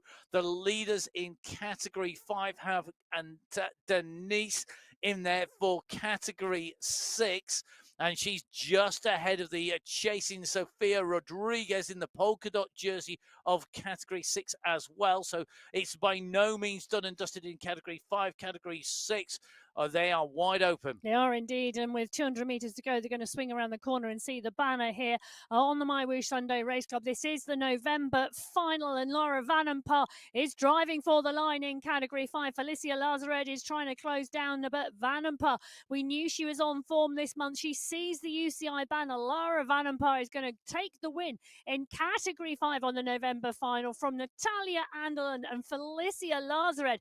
Jackie Giuliano is there, and Anta Damnis is going to come through for the Category 6 win. Well, Category 5 leader Vanenpa from the Phoenix squad coming through ahead of Andalou, ahead of Lazared in third, Giuliano in fourth, and Guiney in fifth place. Category 6, and Denise, a great ride by her to take away the win. Yes, it is indeed. And Miriam Taylor, resplendent in the polka dot skin suit in Category 4, is going to swing around the same corner and see that UCI banner. She's 150 metres to go. She's 5 seconds clear of the chasing group of Penton and Wojcikova, Takanis and Salgado. But Miriam Taylor, she's taken away the polka dot competition. She's going to take away the overall today as well in Category 4. She sees the UCI banner. She heads underneath it. Miriam Taylor takes the win in Category 4. The sprint is on behind because Salgado's gone over the top of Penton. Salgado's going to take second place today. Oh, what a move there in Category 4. So Salgado takes second, Penton takes third in that Category 4 race. Takanis and Wojcikova round out the top 5. And let's bring you the riders in the Category 6 race. It's Damnis in 1, Rodriguez in 2, Bremner in 3, along with Sudibayo in 4 and Almeida in 5. That's the Category 6 top 5 riders over the line. It is indeed, but we've got a real battle now in the final 900 metres in Category 3 because Brie Roderick is being caught by Julia Montgomery. Vanessa Murray, Angela Altamirano, Anna Embring, Katrin Nielsen, all in the mix. They're all within 5 seconds of each other at the moment, 5 riders in the Category 3 race. The question is, who is going to take the top spot? The big push at the moment coming from Roderick on the front. Montgomery desperately digging to stay close to that wheel. Vanessa Murray coming in as well. Altamirano's got a very, very fast finish. We know she's got a kick. Roderick is going to go underneath the banner. Well, the polka dot banner, it's 500 metres to go. Let's very quickly bring you some team news. The winning team in Category 6 is a Four Corner Force. Category 5, the winning team is Phoenix from the FCC Pedal Artists. In Category 4, Unity Vibes actually just take the win from Rebel Riders. Yeah, and as Brie Roderick pushes on even stronger, this is one big early move from Roderick to try and go clear of Montgomery. Big early sprint with 300 metres to go. Is she going to be able to hold this today, or can Julia Montgomery, Anna Embring, or Angelica Altamirano do anything? In fact, Anna Embring's just gone over the top of Montgomery. So has Altamirano. Those two riders now pushing, but Brie Roderick is swinging around that final corner. She's going to look up and she's going to see the banner very, very shortly. Brie Roderick riding away. Altamirano on your screen. Montgomery on your screen as well. Look at the face of Altamirano at the moment. She's desperately charging to take the second spot here, because first spot goes to Brie Roderick today on the MyWhoosh Sunday Race Club November final. Altamirano in the sprint with Murray and Montgomery for second place. What a move, what a push, what a kick. Angelica Altamirano is going to take second place today in the Category 3 race. Vanessa Murray, Julia Montgomery, all in the mix as well. Anna Embring, well, I think she will take fifth. And you saw Angelica Altamirano there crouched over the bars. That's the effort it took. So Brie Roderick taking top spot from Altamirano in second, Montgomery in third, Murray in fourth, and Embring in fifth position in that Category 3 race. So at the moment, teams starting to come in thick and fast. All the results on mywhoosh.com.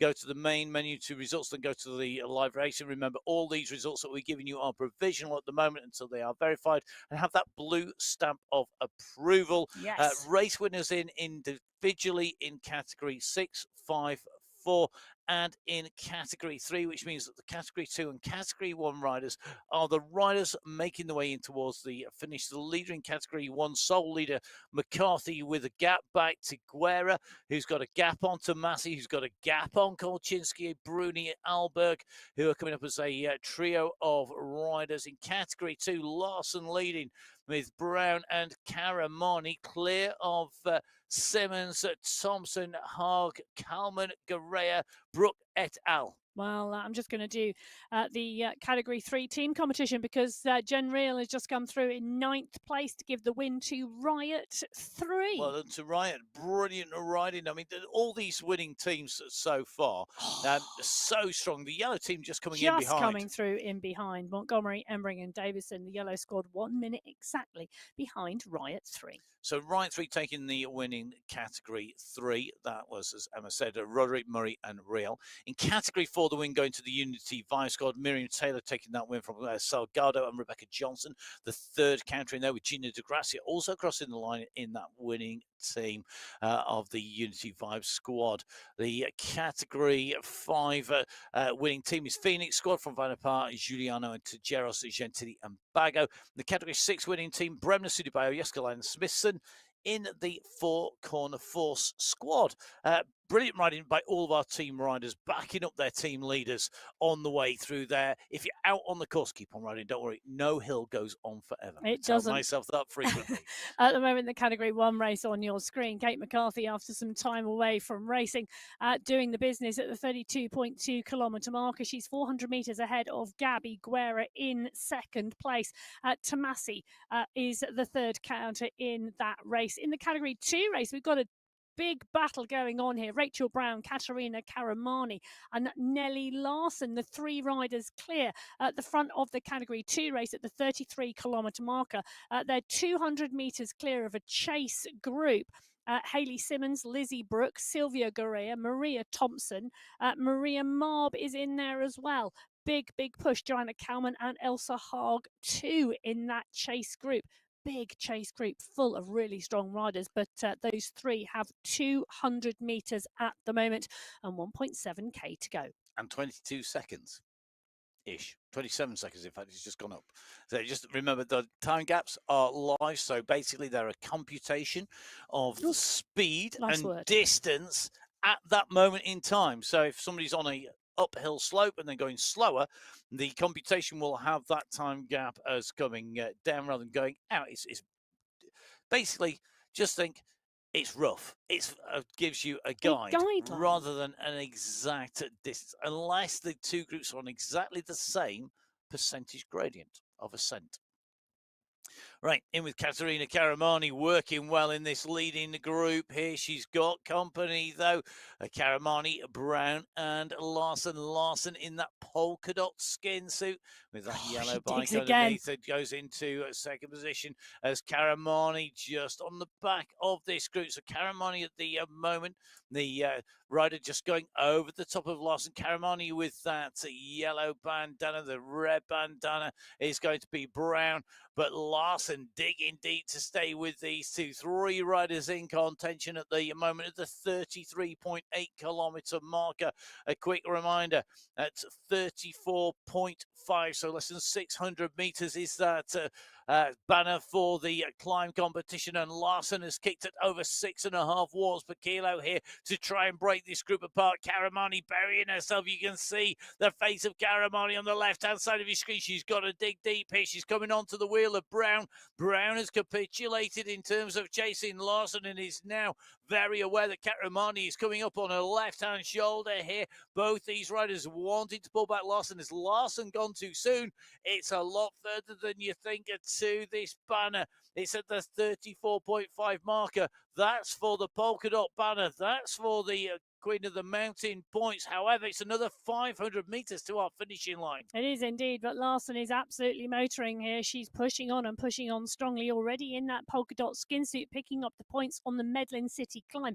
She's going to do the business on the Bogota climb as well. What can Brown and Caramani do on the drive to the finish? Because Larson now with a 6-second gap on the left-hand side of your screen. Kate McCarthy is not far off either. She's only 300 metres behind Larson as Larson goes underneath the banner.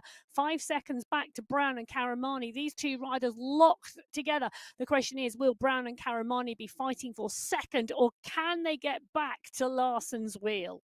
Long sweeping left-hand bend going over this bridge into the tight right-hand turn.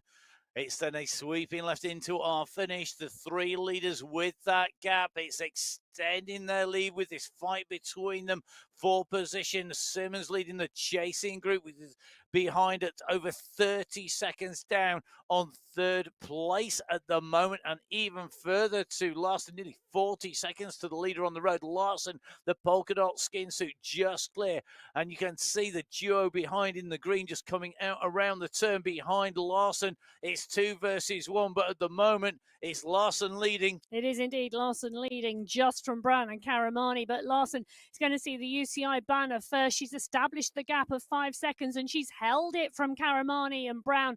Nellie Larson in the polka dot skin suit is going to come underneath the banner and take the win in category 2 today. Great ride from Larson. Brilliant battle between Karamani and Brown here as Karamani comes over the line to take second place today on the MyWhoosh Sunday Race Club.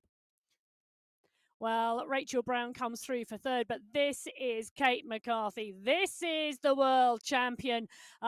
This is the UCI banner, and well, she's going to take the first win in those 2025 rainbow bands today on the MyWhoosh Sunday Race Club. Kate McCarthy in 1. And you can see whatever category saw Angelica Altamirano crouched over those bars, burying herself in that race finish in her race category. The world champion does exactly the same. It just shows you it doesn't get any easier. You just go quicker, the better you are. You do indeed. And Gabby Guerra going quicker up the climb at the moment. She's doing the business here in the category 1 race. She's got 300 metres to go, and she's going to come round that corner and see that banner. She's ridden herself clear of Francesca Tomasi, who was with her on the early slopes here when they launched that attack. McCarthy rode away from them. Guerra and Tomasi battled for some time, but Guerra then went clear of the rest of the field, and she is going to come through in second place today. That's the UCI banner. Gabby Guerra on the right hand side of your screen will take second place today in the November final on the MyWhoosh Sunday Race Club. Francesca Tomasi on the left-hand side of your screen with 300 metres to go. She's up and out the saddle in real life, going to move her way through to third place today. So top 3 at the World Championships, your top 3 here today on the MyWhoosh Sunday Race Club. On our monthly finals, there are individuals coming in. Remember, Ablock International being led home by McCarthy, Sweat Sensations being led home by Guerra. And it's going to be all about the second and third counters because FCC Endorphins will have Tomasi going over the line in third place. Well, I'll tell you something, there's a big push from behind because Ulberg, Bruni, Kolczynski, the 3 riders battling it out here. They're all going to want to pick up the top spot here because McCarthy, Guerra and Tomasi, this is the battle for 4th, 5th and 6th, and it's Ulberg versus Kolczynski at the moment with Merle Bruni right on the wheel. Fua, Gallegos, Holdcroft just 6 seconds back, but Ulberg pushing Bruni, Kolczynski. 3 riders side by side at the moment with 150 metres to go. It's now Merle Bruni who comes to the fore. Can Bruni go clear? Bruni is pushing. Bruni's going to go through, I think, for third place today. It's Kolczynski who's going to take 5th. Ulberg is going to have to settle for 6th. Well, these Category 1 riders all battling their way in through. We're just going to take a little bit of a dive back to Category 2 because the team competition being won by the FCC, the Femme Cycle Club United Cadence Squad. They took the win with Larson leading home, Hogg and Thompson in the Category 2 team competition ahead of Core, powered by Spritz, the Antipodean Squad, the What Wheels, the Core and Riot Squads coming in and through. Lots of teams already in. The team win is in as well in terms of our Category 1. Sweat Sensations are second. Ablock International led home, as you can see, by Kate McCarthy, the world champion, in a time of 58 minutes, 46 seconds, with a gap back to all the rest of the riders of over a minute. That gave them that big advantage. The Sweat Sensations finishing 1 minute and 5 down on the Ablock International squad. Gabby Guerra, who led home the Sweat Sensations, 1 minute and 6 down. So it shows you that actually the rest of the squad were stronger in Sweat Sensations than Ablock International. Well, and can I just tell you, Kate McCarthy has just set a new course record, 11 seconds off of her previous best in August 2025. All the results at the moment provisional. You can catch them all at www.mywhoosh.com/results. Don't forget, of course, that whilst you're on there, make sure you download the app. Jump on board, come ride with Emma, myself, and everybody on MyWhoosh. Don't forget that's available on iOS, on Android, and on Windows. Whatever you've got, wherever you are, you can get on board and ride. We have finished the women's racing in November in style here today in the Sunday Race Club monthly finals. It's going to be time for us to take a brief break. If you need to fill the time, don't forget, follow MyWhoosh at MyWhoosh on social media. Get in touch with them. It's at biking_Emma and myself at Matt Fixer Payne. We're going to refuel, rehydrate. Yes. And be ready for the very last race of November for the monthly finals in the men's race. That's coming your way shortly. Don't go anywhere except to get a drink, popcorn, snacks and supplies, whatever you're going to be watching with. Until then, join us soon. From Emma and myself, we'll see you soon. Goodbye.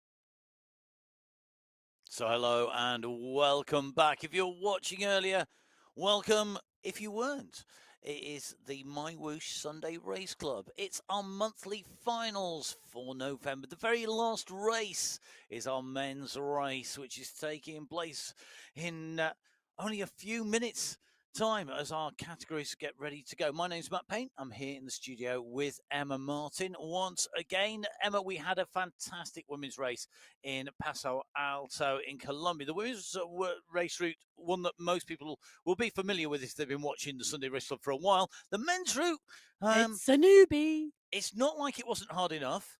It's even harder now. Well, yes, indeed. So they're heading to Colombia. 54.8 kilometers of racing, 1,001 meters of climbing. They come out of the pen and very quickly through the Amazonia sprint checkpoint. And then the long drag to the 19.9 kilometer marker where the Medellin climb starts. The checkpoint comes at 25.4 kilometers. It is the first of two categorized climbs today, the Bogota climb being the second. And yes, you are not misreading the screen. 14.2 kilometers in length with an average gradient of 3.6%. It is the entirety of the Bogota climb. There are two further sprints. The first, the Salsa Step sprint between the Medellin City climb and the start of the Bogota climb. And then the Bogota sprint at the top of the Bogota climb. So those sprint checkpoints for me, well, they're going to be won by someone with climbing legs today because you've got to get to the top of those climbs. Most important climb to get to the top of today, the Medellin climb. Get to the top with the lead group. It's the steepest climb today with a 6.1% average gradient. The second climb might be long, but it is nowhere near as steep. The checkered flag coming at the 54.8 kilometre marker today. And you say the Medellin City climb, the Medellin climb is the checkpoint, is the key point to be there at. But for me, it's always the finishing line that's the key point to be there at. But I get your point. You've got to treat, if you're not in there at the top of the Medellin climb, you're not going to be there at the finish line. It's game over, isn't it? And I think that's the real key point here for our riders, whatever category they're in, if they want to be in contention. Not just, of course, for the individual competition, which continues on from our qualifiers with all of those individual prizes in the individual checkpoint prizes, the individual sprint and climb winners prizes, but also, of course, for the team competition, which comes into play with 7 prizes for our 7 top teams. 10 teams in category 6, 7 teams of 5 riders, 3 teams of 4 riders taking part today. I've got to say, it'll be very interesting to see how they go on today. For example, the teams of 5, BMC Spinergy, they took a winning in the very first of our qualifiers. The BMC 6 team taking second place on that first qualifying, the BMC 60s. They've also got 5 riders. The Level Carbon squad and the Level Steel squad and Level Titanium all have 5 riders in. And the Level Racing squad, who've been doing well all month, who've got basically riders spread between all 3 of those. Also with 5 riders, the ZTBR Yanamati squad from Brazil. Be interesting to see how they go today. The squads with 4 riders today, Cycling District 6, who got second place in qualifier number 2. We've also got Stoppies Racing and, of course, the ZTBR Caracas squad, who've had a 2nd and a 4th place in the team competition in qualifying races this month. So they could be ones to watch for the top positions as well. It's time to go racing. The last race of November on the MyWhoosh Sunday Race Club that brings you verified racing across all race categories with 6 race categories on the race start. Category 6, our standard category, up and away and racing here in Colombia. Well, Mangino off the front at the moment. Cosmo doing an amazing job to get this race underway. 39 kilometres an hour at the 200-metre mark. The pack is up. The pack is rolling. Well, to add to those team competition discussions that you were sort of alluding to, Matt, just there, one of the things that's really interesting for me, last month, in the October final, the men were on the Yebel-Yace, slightly more climbing, but only slightly. Similar type of distance race. The BMC 60s took the team competition from level titanium. Now, interestingly, both of those squads the members of those teams have not had top 5 positions this month in the Category 6 race. You could argue that's because there hasn't been the same amount of climbing in the races this month. And it's going to be really interesting today. Antti Järvinen on your screen at the moment, at the front of the pack. The lights are blaring. I hope the music's pumping in that pain cave because he's always on the front at the start of the race. He's with Ola Warren at the moment, and both of them are driving. Men's race, the first checkpoint at the 3.3 kilometre marker, leading to a fast and furious start if you want to pick up those points. And that's directly where Järvinen and Warren are heading. And I think this is why we're seeing Warren mark this move by Järvinen. Järvinen goes for the early one, goes for the long one. Warren knows that he could be in contention for those sprints all the way through towards the finish. He has that potential. And that means that Ola Warren now cannot afford to let anybody go, even at this early stage. And I think it's closed everything right down. Well, Antonin and Warren, both part and parcel of the same team as well. They're part of that Level Steel squad. And a bit of teamwork going on here. Is Järvinen leading Warren out? Well, I think that's definitely possibly the way we're going here, because Warren is sitting second wheel and really starting to move. They've got an 8-second gap. This is fabulous, fabulous work from Level Steel. There's 1, 2, 3, 4, 5 teams who have riders who have had top 5 positions this month. So this is going to be a very, very competitive team competition in Category 6. And it's great to see so many teams, 10 teams in Category 6 alone, 13 in Category 5, 11 in Category 4, it's 13 in Category 3, 13 in Category 2, 9 in Category 1. It's a huge volume of teams. Yeah, here. 69 teams in total, 404 riders. And 404 riders, it has to be said, absolutely stunning stuff. Brilliant to see everybody on there. And whilst we might have a little bit of a grumble about the sheer volume of riders we have to look at on pretty much every week, there's new riders to check out. We might grumble about it, but at the same time, it's a happy grumble because it's so good to see so many people taking advantage of this. For me, the big thing is it's people getting on the bike, going out and racing, and I absolutely love racing my bike. I have always loved racing my bike. I've always loved watching it, and I love people enjoying the racing, and that's what we're seeing. Hundreds and hundreds of people each and every week on the Sunday Race Club out racing. Hundreds and hundreds, 404 men, 209 women, 613 riders on the start sheets for the November final. The Sunday Race Club, the momentum has been building all year, and it's really going to be so interesting to see where we head to in December, because we'll give you the stats on the December final of what has happened throughout the year in terms of the growth of the Sunday Race Club. There you go. That is Emma will be bringing you I'm those doing stats the homework first. Well, doing the homework at the moment is Järvinen and Warren, because they're around 500 metres out from the first sprint of the day. And Warren and Järvinen on your screen, joined by Sebsa and Sugai. You can just see how sedate 2 of those riders are in comparison to the other 2. Warren and Järvinen absolutely dialing it at the moment. And Eduardo Sugai, who we'd normally see going for the sprint, to my mind, that's well, I'm not going to be in this one, am I? Because that's what that set up and just turn the legs around was. We're all in a bunch. We're all doing sort of, we're tapping along at 3.5 watts per kilo. We're not hanging around, but we're not going to pull these 2 back. So let's not bother. Look at the launch from Ola Warren, just shy of 12 watts per kilo, going over the top of his lead-out teammate, Järvinen. Warren doing the business. He's going to pick up the points in the green skin suit on sprint checkpoint number 1. Antti Järvinen is going to pick up 2nd place and 4 points. Well, it's a long, long run to the next checkpoint. Can Warren maintain top spot in that sprint competition today? The next checkpoint is 27.6 kilometers to the top of the Medellin City Climb. It is a long way. It's 19K, 22.1K to get to the start of the climb. It's a huge volume. It's going to be really interesting to see how that plays out as they move forward from here. So let's dive into Category 2 as these riders get themselves ready to roll. As they Category 5, sorry, as they get ready to roll. Second race field away. Second race field away. That's what I meant to say. It just didn't work that way. Didn't come out that way. No, more coffee and chocolate required, clearly. 13 teams in Category 5 for certain, 6 teams of 5 and 7 teams of 4, nearly double the number of teams, and there are prizes available. So everyone's going to have their work cut out today. Squads that I've got my eye on: particularly Cycling District 5A, a second, a first, a fourth, and a first in qualifiers 1, 2, 3, and 4. Definitely ones to watch.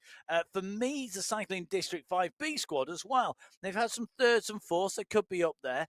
The Level Raiders squad took a win in qualifier 1, and they've been battling out. They've had 2 seconds and a third. Definitely riders to watch in terms of the team competition.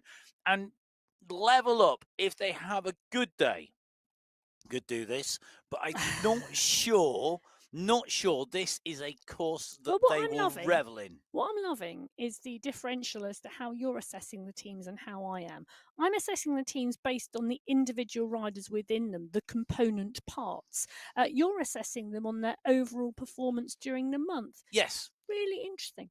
It's going to be interesting to see whose way of working comes out on top. I can tell you. I'm going to suspect yours. Actually, I have to say, I think the methodology that we've got allocated to you rather than me actually gives you probably the better indicator. But that's what I love about bike racing. It doesn't matter what happens. You get a great rider like Junior Silva, who's on our screens in the mix, and he just throws down a great race, and all the preparation work that we do, it all goes out the window, and we're watching a whole different race setup. Well, you never know who's on form and who is riding strongly.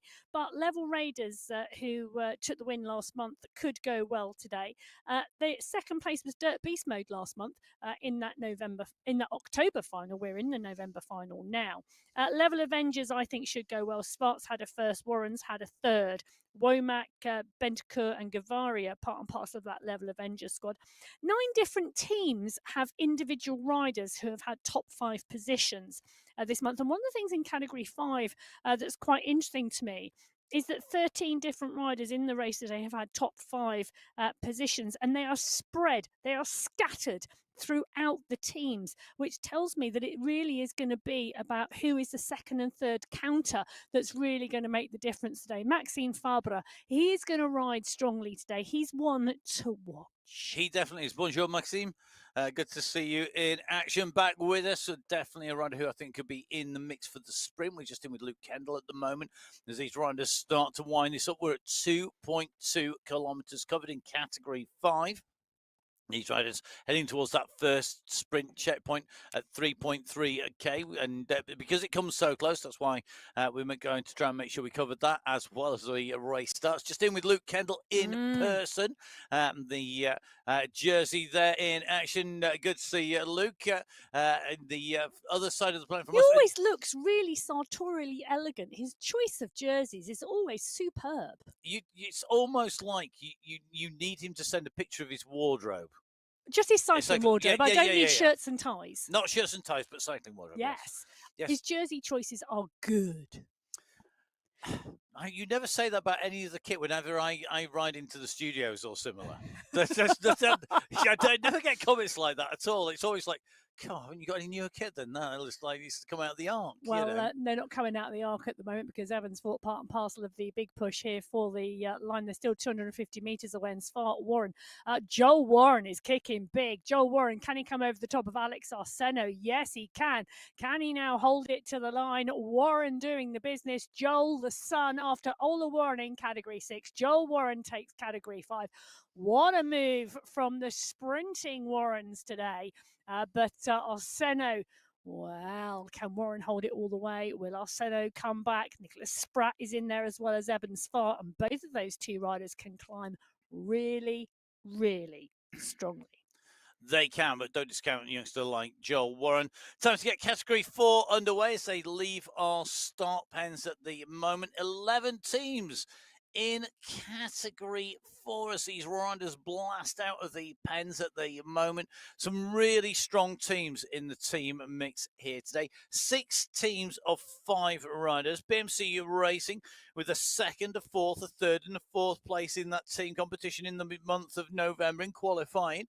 Up against Cycling District yet again. The Cycling District, they've got 4 riders in the 4A squad, 4 riders in the 4B squad, and the Cycling District squad took the win in qualifier 1, 2 and 3, but then only took 3rd place in qualifier 4, so maybe not on form. Ride Club Finland, definitely worth watching, particularly I suspect because of the my methodology, which is how the team has gone in the month and your methodology of the individual composition. In terms of the team this month, they got a second, and then took the win in qualifier 4. And I think they could definitely be ones to watch today. We're in with Wilson Villada at the moment. Get to see Wilson in action. Member of the Headband Club. Nice to see we're recruiting more and more riders to the Headband Club. For those who maybe wish to challenge the sartorial elegance of Luke Allport, who has yet to attain that status. Well, Villada doing the business, got the headphones on. Now, that's either the team in the ears or that is the music pumping. Big, fast tunes required today for those who are motivated by music. And the psychologists out there have actually done some sports psychology research and proves that listening to music makes you ride faster. Rene Samala on your screen at the moment. He too has the headphones in right at the front of the pack with Manuel Oliveira. Nice move. Daniel Kadir's also on the front, paying really close attention to what is going on. And Samala lining up. That sprint comes early. The pack is rolling. I'm going to say this now, but if that is not the shot of a sprinter waiting to go, that's like, I've got the biceps, I've got the shoulders, I've got the power. I'm waiting to launch like a coiled spring. I'm going to explode away.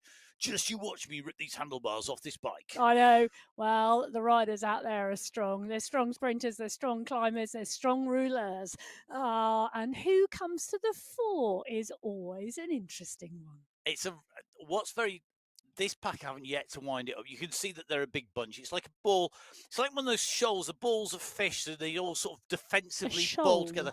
No, a shoal is like the general spread, but when they ball together defensively when they're under attack, at the well, you see them, it's like a ball, and then suddenly there'll be like a whale or a shark, a dolphin will dive through the middle, and it'll explode, and then it'll reform into this defensive ball again, making itself look bigger as a pack. This is sort of all defensive at the moment as a ball, but it's not really expending energy, and then you start to see the kick, and now you start to see it fracture, and then it starts to spread out as chaos goes in, and the chaos now talks by Ambach. He's gone for this. Sandra Ambach as the rider on the attack. Great move. He's caught them all napping, and now you see the response, and this is like that moment when that sort of dolphin or that shark attacks the ball of fish. Boom! Explosion! Panic! Chase! What do we do? Get on the wheels! Gotta get there! It's because that's what happens. Everybody's like, it's not calm and collected because it's such an instant kick. Well, the instant kick has gone, but it's gone so early. The checkpoint coming at the 3.3 kilometre marker. They're still 700 metres out, but Ambach on the front at the moment, really dialing it. Shiroz trying to close it down. So is Francis Pino, Giacomi, Natari in the mix as well. Raphael Butcher really now starting to move through the group. The draft is strong here because he's got riders to take a tow from, and Butcher now really starting to motor. Raphael Butcher coming up onto the back wheel of Sandra Ambach, going up and over the top. They're going to swing around the corner, but there's still 400 metres to go. Can Francis Pino close this down? Giacomi Natari now kicks. He kicks later. Joachim Skretting has now come over the top as well, but backs off the pace. Has he backed off too early? Because Pino now kicks. So this is going to be interesting. Pino behind, can't get back to Busher and Skretting. It's going to be Busher, Skretting, Pino, Natari and Lepera. Possibly with Lepera just going over the top of Natari. He does. So Rafael Busher taking away top spot from Skretting, from Pino, from Lepera and Natari. Interestingly, all different teams represented in the front of that sprint competition. Category 6543, I'll go, because that meant, if I could just pause long enough, we could get all of the first 4 race categories up and away. They're out from the pens. Category 3, our next riders to go. Away are the Category 3 riders. 13 teams in Category 3. Emma's just going to laugh at this one, I can tell you. I am, because I've highlighted 7 of them for potential winners. Well, there are 7 prizes, so this is not a bad thing. I have 5 on here, 5 particular teams I'm going to talk about in a moment. 13 teams, 6 teams of 5, 7 teams of 4, so very evenly matched here. First team I'm going to talk about is BMC Racing Up. They took the winning qualifying in qualifier 2 and qualifier 3. Strong team racing. The team is good with the BMC Racing Up squad. The Cycling District Alpha team, though, absolutely for me the ones to beat. Took a winning qualifier 1 and qualifier 4, and they're made of tough stuff. All those riders really strong riders. Interesting to see how level Dorado go and the level Viking squads go, because actually they've got riders in Rushmore and Solly who are part of teams who scored well in qualifier race number 3. And the other team is Sandstorm. A bit of an outside bet here, but Sandstorm team did really well. They got a 2nd place in qualifier 2 and qualifier 4, and a 3rd place in qualifier 3. The Sandstorm team, again, one of our regular team performers. So they could be in that mix as well. Ryan Dummer definitely could be in the mix, definitely a strong rider. Whether or not anybody will tow him in towards that finish to get a good sprint down, which we know he can do, we are going to have to see. But for me, in category 3, teams are going to be tricky to work out. Doom are part of that gold grabber squad who always perform well in the finals. Yeah, and the gold grabbers, Langevin, Kochkov, Duma, Pitella and Van Vellegem. It's a strong group.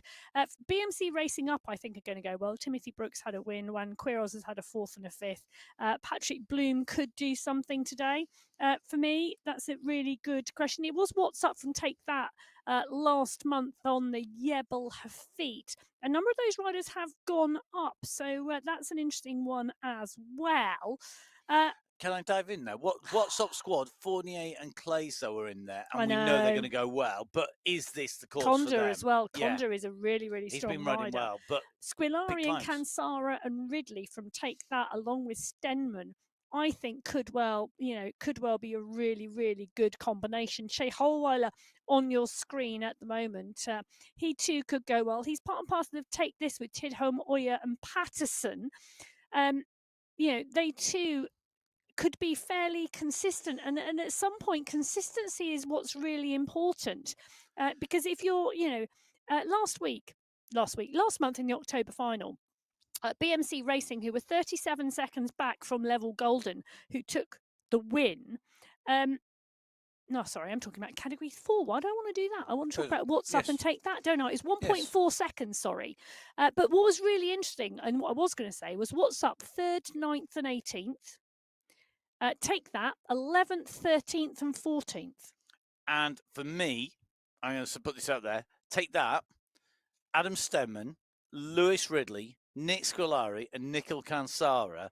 Actually, when you look at the individual riders, you've got 4 incredibly strong riders there. Yeah. Who all 4 of those could be in at the very front. You wouldn't be surprised if 4 of those made up 4 of the top 5. No, I don't disagree. Last month, it was only 5 seconds that separated the top 4 teams. The top 4 teams. That was next to nothing, but Bushawecki is the rider pushing on here, going early again. Rasmus Hammer is the rider chasing. Nicholas Fournier always wants to be in the mix where there's a sprint around. So is Christopher Morgan. Santiago Ramirez in there as well. It's gone early like the Category 4 pack and the Category 5 pack. The question is, what is going to happen next? Well, indeed. Fournier attacks. Fournier's been riding strongly in the sprints. I think for me, with this race route, everybody could go for the first sprint, and you can just see Fournier charging on through here. He's gone from the back to the front. He's gone over the top of Santiago Ramirez. Ramirez will keep pushing because he knows he's likely to be in the climbs. Fournier at the moment, though, for me, he knows he can go hard here. Everybody can go harder, and you can see what it's done to the group. It's fractured a little at the front, but behind, pretty much everybody's together. Yeah, they are indeed. But one of the things I can tell you is Category 3 have had a very sedate start in comparison to the rest of the race fields. And that's one of the things I always find really interesting about the Sunday Race Club, is the fact that the later starting races, the stronger riders don't always race as hard because they are racing their own category. Nicholas Fournier, who just took the first across the line in that sprint checkpoint, 86th fastest time to that point. Wow.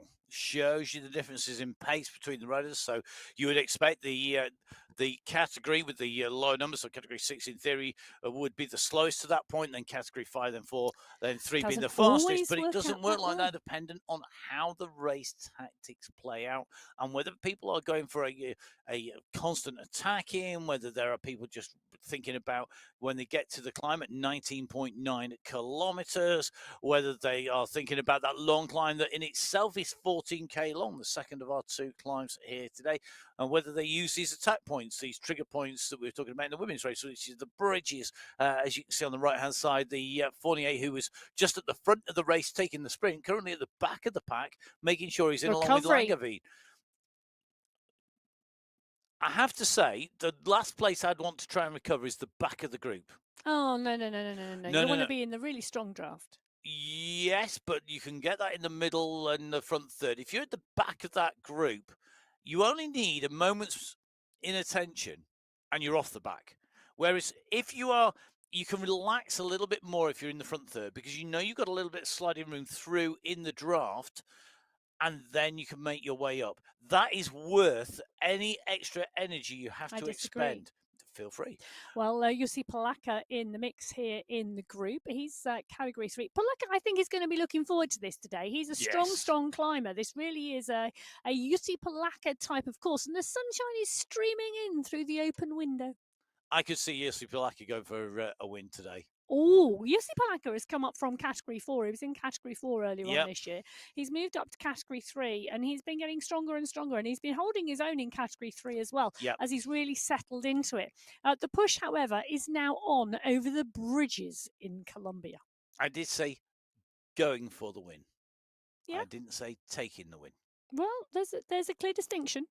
There is. We will see whether it comes correct. Now, whilst our riders are just making their way into towards the mountain, all of our riders in category 6, 5, 4, and 3 away. Category 6 at the moment at the 14.6 kilometre marker, so still 5k from the base of the climb. Category 5 currently at the 12.3 kilometre mark. Category 4 at the 9 kilometre mark. Category 3 at the 5.5 kilometre marker. We're going to just jump in with Grant Womack in here.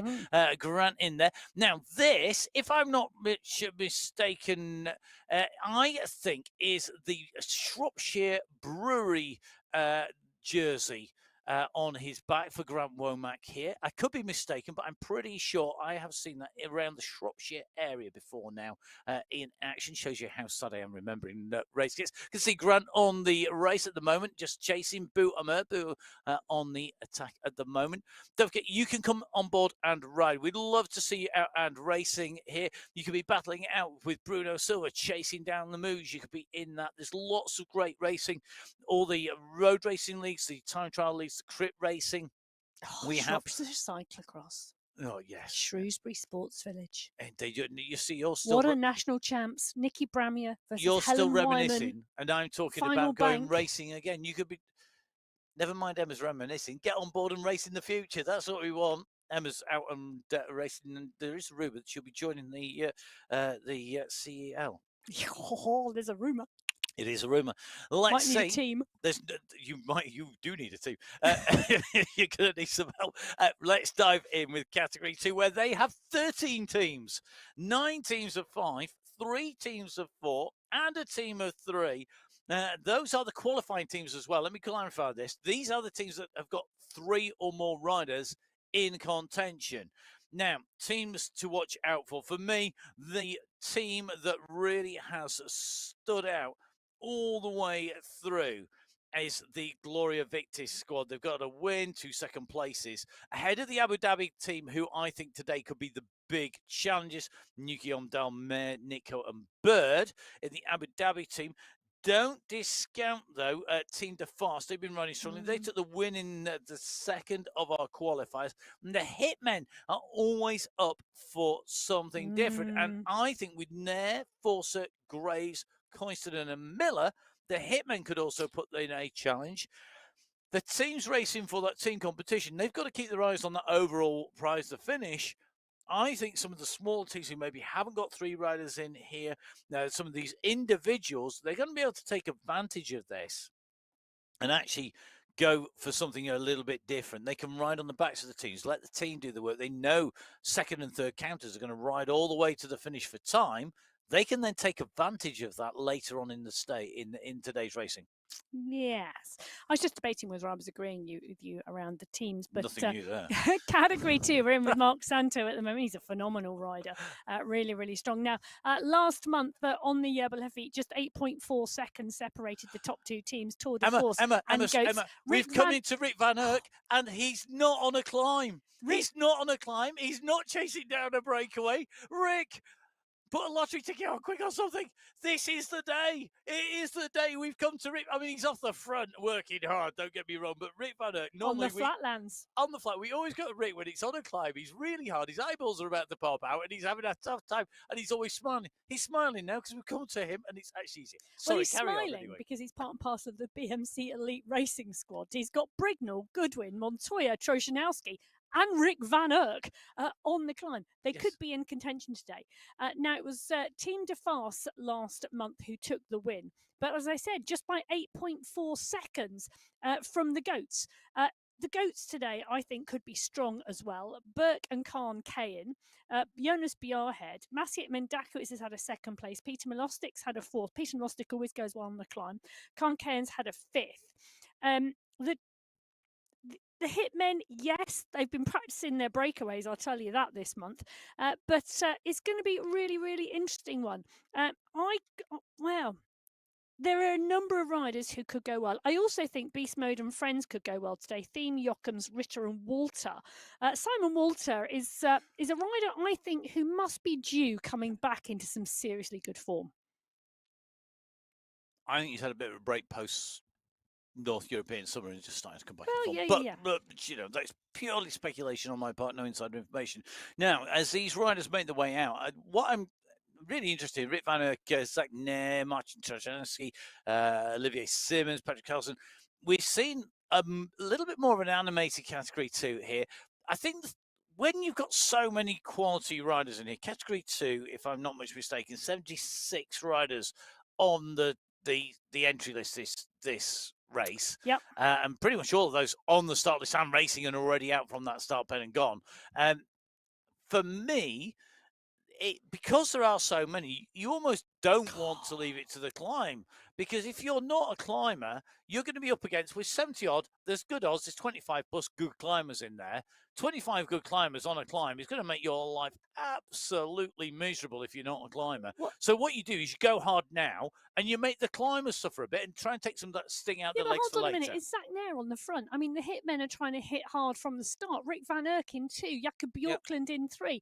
I mean, you've got 3 really good climbers on the front, so I disagree with your analysis. PFL and Patrick Carlson also at the front. So is Troshanowski.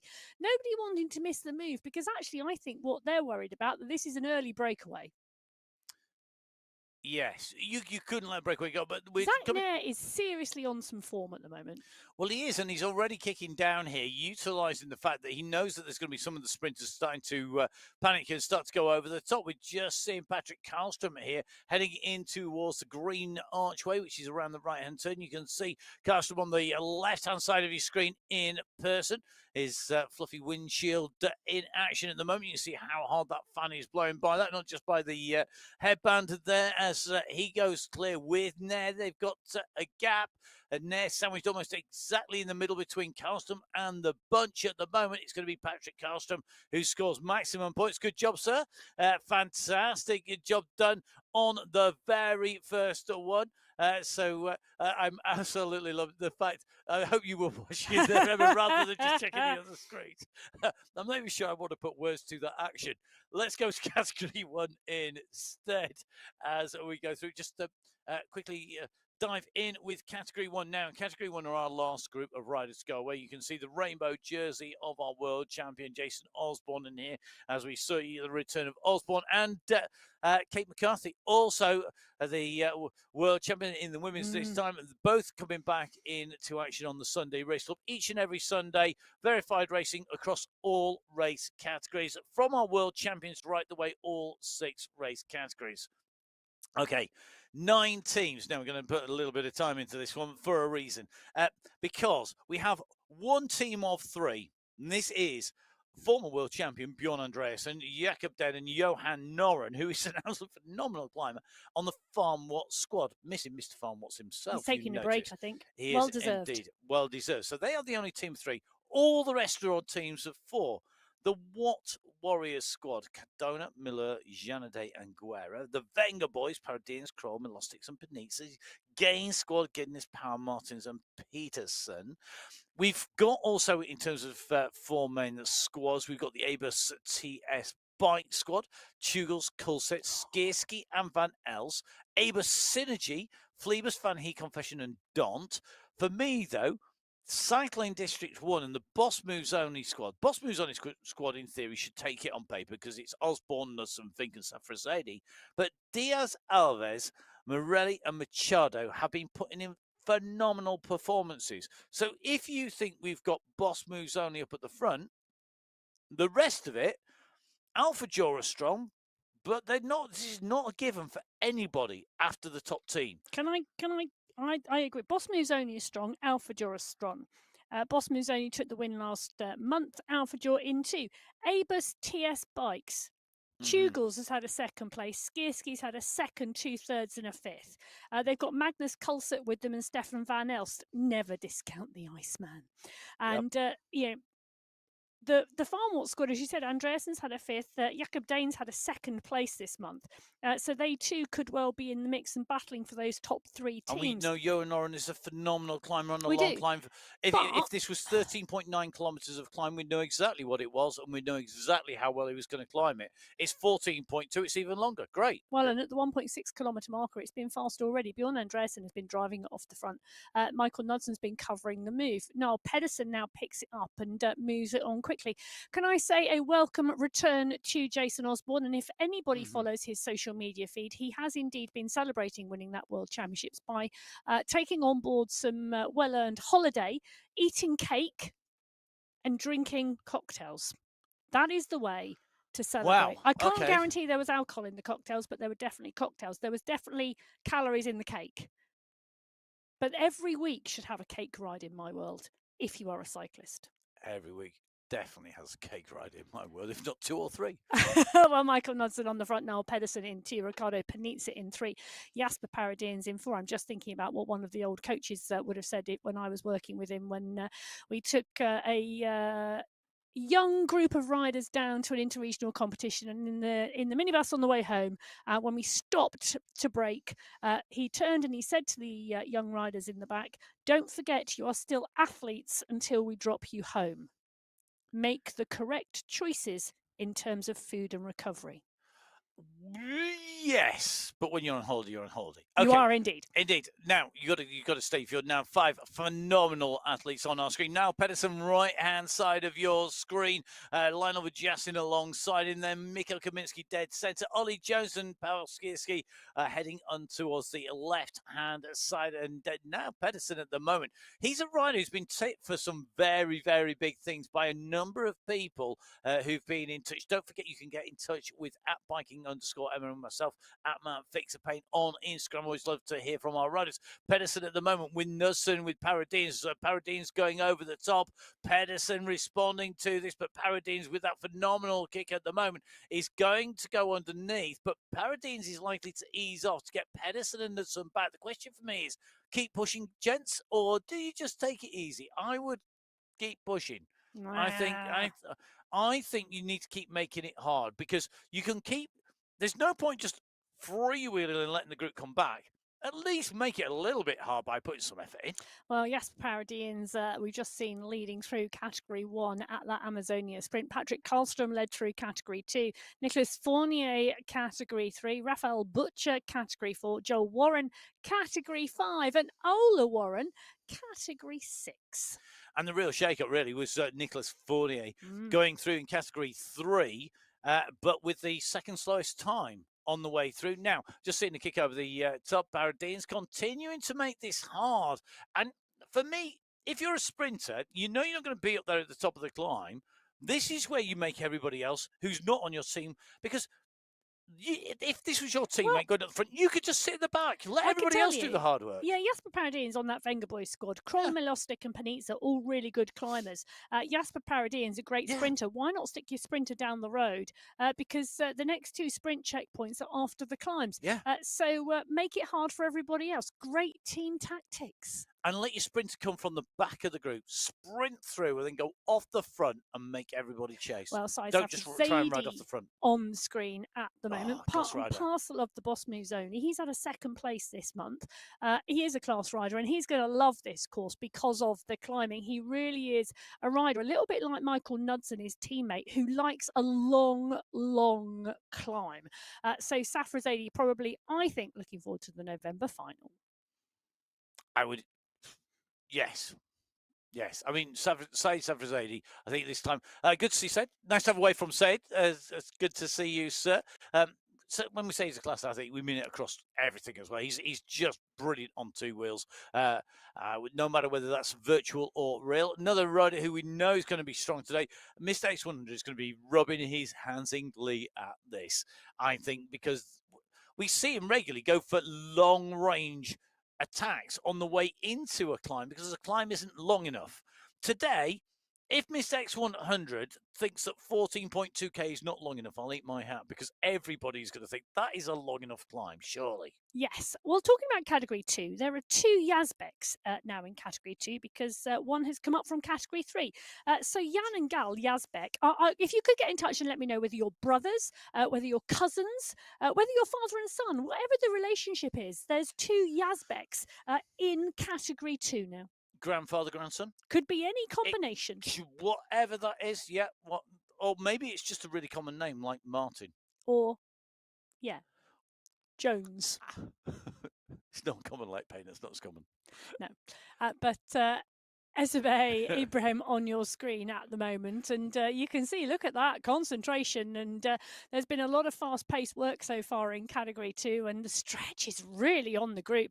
They're coming up to another short, sharp climb in this pack, and it continues to stretch. Look at that. And you can see Esper here out of the saddle here, really keeping those revs high. He gets out of the saddle, 96 revs per minute. Moroccan dancing. kit, nice. Yeah, dancing on the pedals. I do like the Moroccan kit with the green, the black, and the red there. It's a really, I'm like big, strong blocks of colour, but with black shorts with side panels.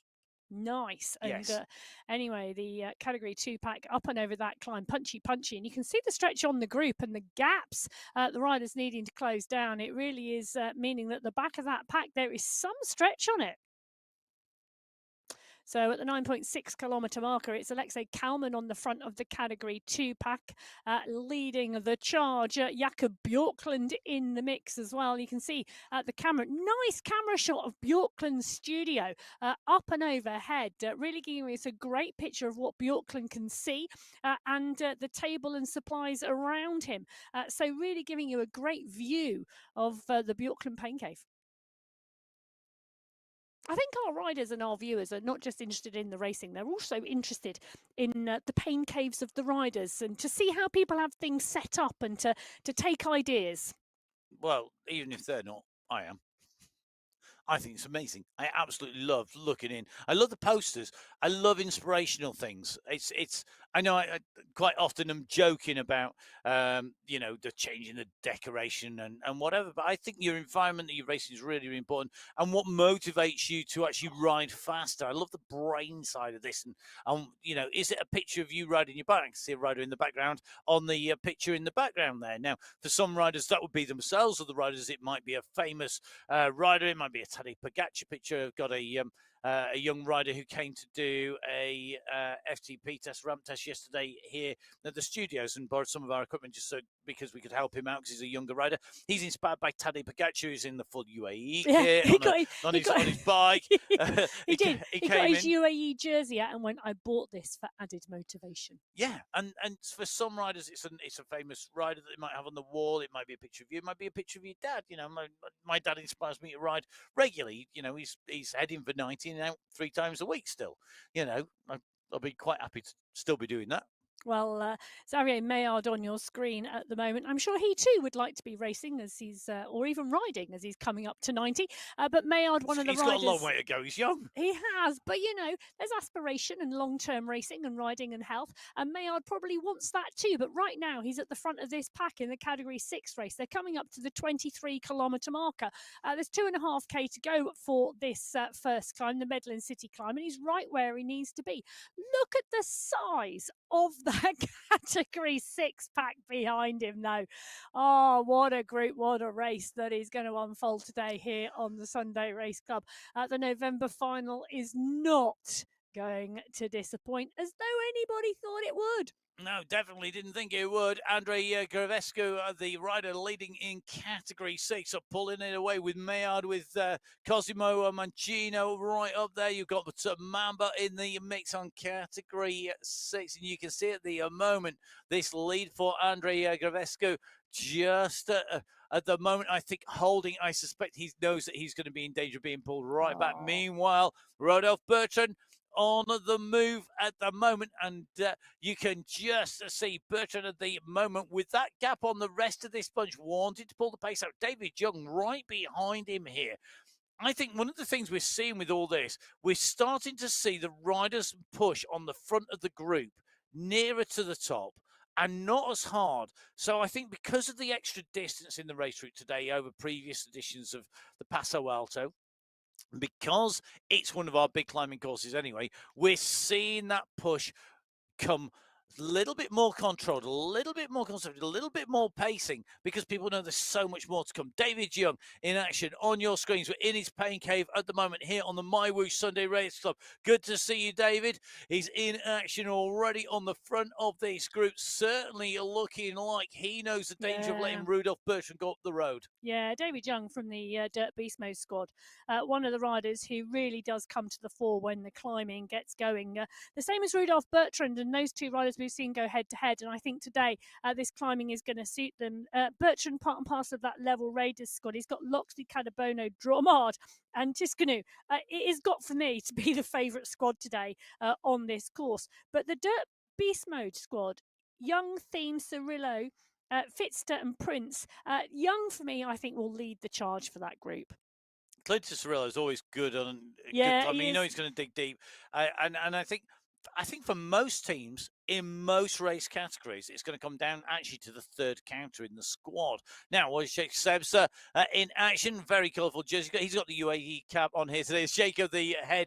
I think for me, some days it just doesn't go. Some days this sort of climb is the climb that you just think, do you know what? I'm going to ride. I'm going to get the kilometres in the bank. I'm going to work hard. I'm going to do what I can. But there are some courses you just think, you shake your head. But do you know what? You then get further onto the race route. You get further up the climb. And your legs come better. Yeah, and I think if there was a route that you actually can recover, because we've got a long way between the top of the Medellin City climb and the start of the Bogota checkpoint. Yeah. It's further. It was a lot less. It's been extended with a sprint in the middle. Yes. I think there's time to recover now in between and get a second wind, to recover, to reset, whatever you want to call it, and go again. Well, one of the riders I think in the Category 4 race who is really going to revel in this course is Robin Clendenin.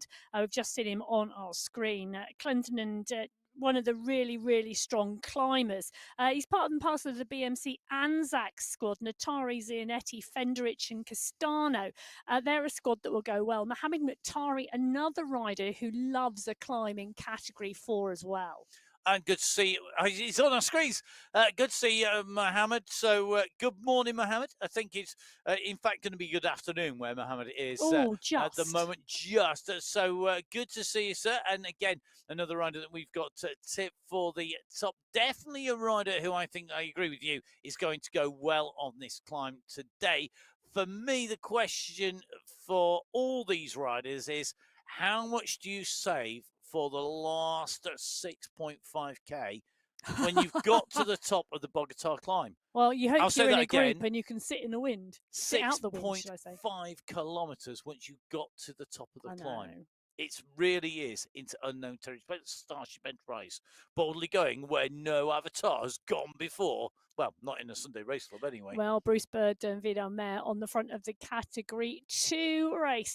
X100, the third rider in that group, and then there's a small gap to Van Urk. I tell you, Rick Van Urk has been watching the front of that race pack the whole time. Ben Goodwin in there as well, another Welsh Dragon in the mix. And this Category 2 race stretching now at the 14.7 kilometre mark, and they're still around 5k out from the start of the Medlin climb. It's a small bump on the road coming up. It won't be enough to split the group, but it will indeed continue to stress the legs. And I think that is what this Category 2 race field has been trying to do the whole way so far for the first 20 minutes of this race. So 20 minutes of racing in Category 2. The leaders at 15.1 kilometres covered at the moment. The base of the first climb comes at 19.9 kilometres. Already a long way up at 24.5 kilometres covered. Gavescu is the rider who is leading. His gap at the moment just over 100 metres. But more importantly, it's the time gap here because he's on the climb. Skierski, Mamba, Passo et al. The big chasing group, and by big I mean like 20 rider strong chasing group, at the moment are 20 seconds down. But with the big transfer from climb 1 to climb 2, from Medellin City, from the Medellin climb across to the Bogota climb, from Medellin City across to Bogota, we have got a transfer of what is going to be some 8.7 kilometers.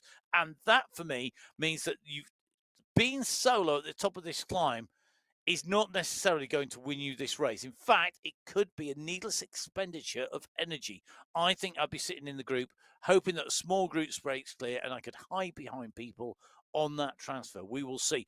Juan Quiros on our screens, the Colombian rider. Now, he's either subterranean and underground or it is nighttime, very early hours of the morning in Colombia. So good to see Juan Quiros on our screens at the moment.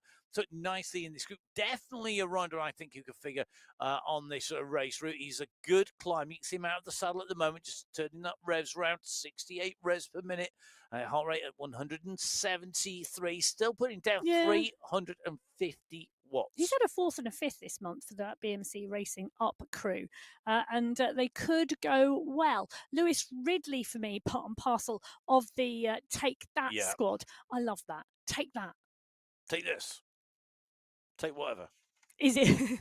Well, so that's the next team name, isn't it? It's take that, take this, and take whatever. Yeah, I think so. Or maybe take it all. Well, maybe take it all. Take that, take this, take whatever, everything. Take everything. Yeah. No, Torres on your screen at the front of the pack at the moment, and the pack continuing to swell, and it's continuing to circulate on the front there. Andrew Rushmer now coming through. If it was the Yorkshire squad, it would be take t'other. Take t'other. Yeah, because it's take this with the T, take that, and then take t'other. Take this, take that, take t'other. Yeah. Well, there's the Yorkshire for you. You got accused of being northern this week on a voiceover. After a voiceover. I did. I can't believe that. I mean, honestly, you were disgusted. I was just a bit like, excuse me, I am from Hampshire. Hampshire. I am Hampshire born. Indeed. Actually, I'm not. I'm sorry. It's just as bad, says the Yorkshireman. Right, that's true. Northern Bridges is coming to the fore as we see our riders on the screen in Category 5. Leaders on the right-hand side, Rodolphe Bertrand with Tavi Matilla on his heels at the moment of 5, if not 6 second gap back behind them. Buama still climbing strongly, but I think the first rider by some margin to hit the polka dot archway, well, hopefully go through it rather than hit it and deflate the gantry. It is going to be Andrei Gravescu who makes his way underneath the archway. He's going to pull on the first polka dot skin suit that indicates the leader of the climb's competition. A quick reminder, 5, 4, 3, and 2, and 1 points. 4 riders in 1st, 2nd, 3rd, 4th, and 5th place. Montoya putting in a big sprint here, going over the top of Mangino. It looks like he's going to take away 4 points. Mangino's going to just about hold on for 3. I think we're going to get these places confirmed. It's going to be Gavesco from Montoya, from Mangino, from Bellicos, from Vaz in Category 6. Category 5, though, just hitting that self-same point with Tavi Matilla taking away the polka dot jersey there from Rodolphe Bertrand in 2nd. And now this is about the gap. This it has extended on the upper part of this climb. And there's a decision to be made here by Bertrand and by Matilda here about how far they push. Oh, I don't think it's a hard decision because the category Oh my 6 goodness, pack the rest is has just gone through. well, the category 6 pack are not far ahead of them. And if I was them, Matilda and Bertrand, I'd be getting very, Ooh. very quickly on the other side of that category 6 pack. 17 seconds separated Bertrand's second rider through Yeah. in category 5 from Prince, who was in third, Fitzia in fourth, Tuomi in fifth. And at the moment, there's been a big long string of riders coming through. There's been 12 of the riders come through in that category 5 race over the top of the climb as well, all chasing the leader at the moment. Category 2, they are yet to reach the climb. Masip Mendako, it's given us away. Good to see you, Masik. Definitely a rider who today is going to be a good day. Yes, I think so, and I think he thinks so as well. But Ben Goodwin on the front of the pack at the moment, stretching here. They're at the 18.7 kilometre marker. They're still 1.2k away from the base of the climb, but he's 10 seconds clear at the moment, and he's just gone around the corner up ahead. The chase now starting to come on from behind, but Nicholas Arago, part and parcel of the large group, he sat towards the front of that. We can see him in that pain cave, the fans rolling. Well, going to be needed today, those fans, but Goodwin really starting to drive off the front there, and you can just about make him out as he heads around the corner ahead. Gustav Berlin is the rider starting to chase. I'm not lost for words. I'm just focused on the racing. You are allowed to watch the racing. Well, it's kind of a handy thing to do when you've got to put some words to it along the way. I was just wondering about this continual tactics. We're seeing ones and twos coming off the back of the group, but not having. I wondered. Sorry, I'm just going to say. I wondered where Ben Goodwin's name had floated around the back of my mind. He rides for the Stolen Goat Racing Team in the UK. There you Teammate of Ross Fawcett. There you go. Now you know. Now Ivan Nuki, the rider who's got plenty of teammates, not just on the Abu Dhabi team here today in category 2, but on the Abu Dhabi Cycling Club where he's a coach, and that is where he is at the moment. I recognise that view out the window there. So Ivan Nuki at the moment, another different view, this time out of the windows of Ivan. Ivan Nuki. Is Nuki a bet for a tip for the top today on this climb? Oh, good question. I think he could well be. He's definitely a rider who can climb really, really well. Ooh. And has the potential to be right up there and survive the whole of the climbs with something left in his back pocket, ready for that run to the line, that last sort of 6.5 kilometres. Yeah, it's a good question, isn't it? Look at that category 6 pack rolling. 27.3k. Do you know where they are? They're on the flat, rolly, bumpy section. They are indeed the FRB. You have to go a long way back to find out how it was named that way. If anybody fancies a little bit of homework, we're going to set this for you now. If you can have a little look back through the Paso Alto coverage on MyWhoosh on YouTube, and you can go to all of the races going back, can you find out when Emma first coined the FRB section? It was a throwaway comment. I said, oh, look, this section is sort of flat, rolling and bumpy. And it's hence been named the FRB ever since, because it's a great description for what it is. For me, I think it was the first one the time we were there. We're going to see who's going to be our first riders over the top. In category 4, it's Antti Aponi who goes over the top of the medalling climb first, ahead of Emma's tip, Robin Clendinnen. Ross Solly behind, then Mika Rusamaki and Orani Samela. They're the riders taking 5, 4, 3, 2 and 1 points respectively. 10 riders going over the top. Butch, Hibim and Giuliano chasing behind, but they're giving away about 20 plus seconds at the moment. Yeah, and Ben Goodwin just about to be caught by the pack in the category 2 races. They start the climb. Now, interestingly, Goodwin took the Welsh time trial title this year. Did he? He did. So his pacing is good. Yes. Could be one to watch on the longer Bogota climb later. Old Gimmer, older than me. That's even. Not nice to say. Well, if you're older than I'm young old. Rider. It's a young rider. Younger rider, yes. Yeah. Part and parcel of that Stolen Goat team. First cat racer in the UK. On the basis I gave away my age already on the show, because it is Etihad, which is of course the anniversary of the UAE. You'll know that anybody basically less than half a century is young. Well, Category 1 and Category 2 on your screens at the moment. The Category 1 pack rolling and rolling strongly. Nobody really dropped from that group at all at the moment. They have been rolling as one big pack so far for the last, 25 minutes. The Category 2 race now on the climb. David Nitko on our screens in Category 2. Definitely a rider who we know should be in the mix. For me, he needs to go through with the group. He wants to come up in the group over the top of both these climbs and with a small group, and then to really stick it to everybody, to really put in a big dig and try and break clear on where people are going to, when people are suffering just after the top of the Bogota climb. Everybody's gone up there because I think that's a chance. You've got there's a little bump actually after the climb. So you go through the top of the summit and then you carry on over the flat, and then it bumps over a little bit of a rise. That's a really good place for that final little sort of long range attack. It's before the sprint, and it means you catch a sprint checkpoint and then go through the finish.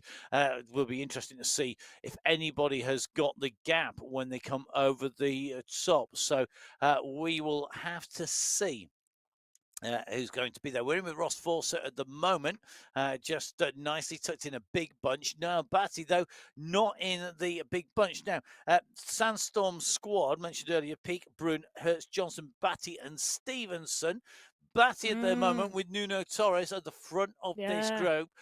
They say ride to your strengths. Well, Torres and Batty at the moment definitely doing that on this climb. The gap they've got at the moment, 13 seconds. Yeah. Now, given that the second climb is a gradual climb, it's long, it's fairly gradual, and you've got the bumpy bit in the middle, how much gap do you think two riders, Batty and Torres, need at the top of this climb to stay clear? Oh, I think over 25 seconds. I was going for 45 to a minute. Oh, okay. No. I don't think they need that. Because you've got such a long transition, and then the climb is fast as Actually, well. yeah, it is a longer transition this time around than normal, isn't it? Yeah. But yeah, they need a significant gap. You can close down gaps on that section, the transition between the two climbs. And then I think when you go into the Bogota climb, there's less of a benefit to the pure climbers.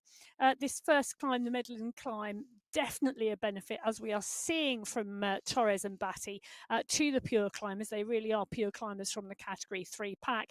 I think what you'll see when we head to the Bogota climb is the climb is pretty much draftable most of the way.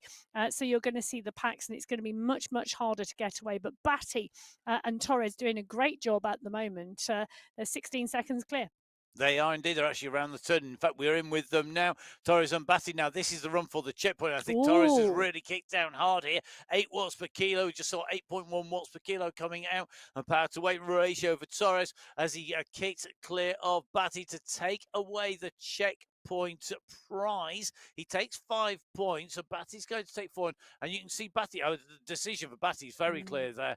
I'm now going to wait. There's no point me battering myself on this flat section. Wait and then go again on the next climb and see if I can get the better of Torres to take away the overall climber's prize and potentially the overall win. We will see. Yeah, well, Guarin, Conda, Barrett, Van Vellegem, all in the mix as that Category 3 race comes back together behind Nuno Torres, who's still out front at the moment.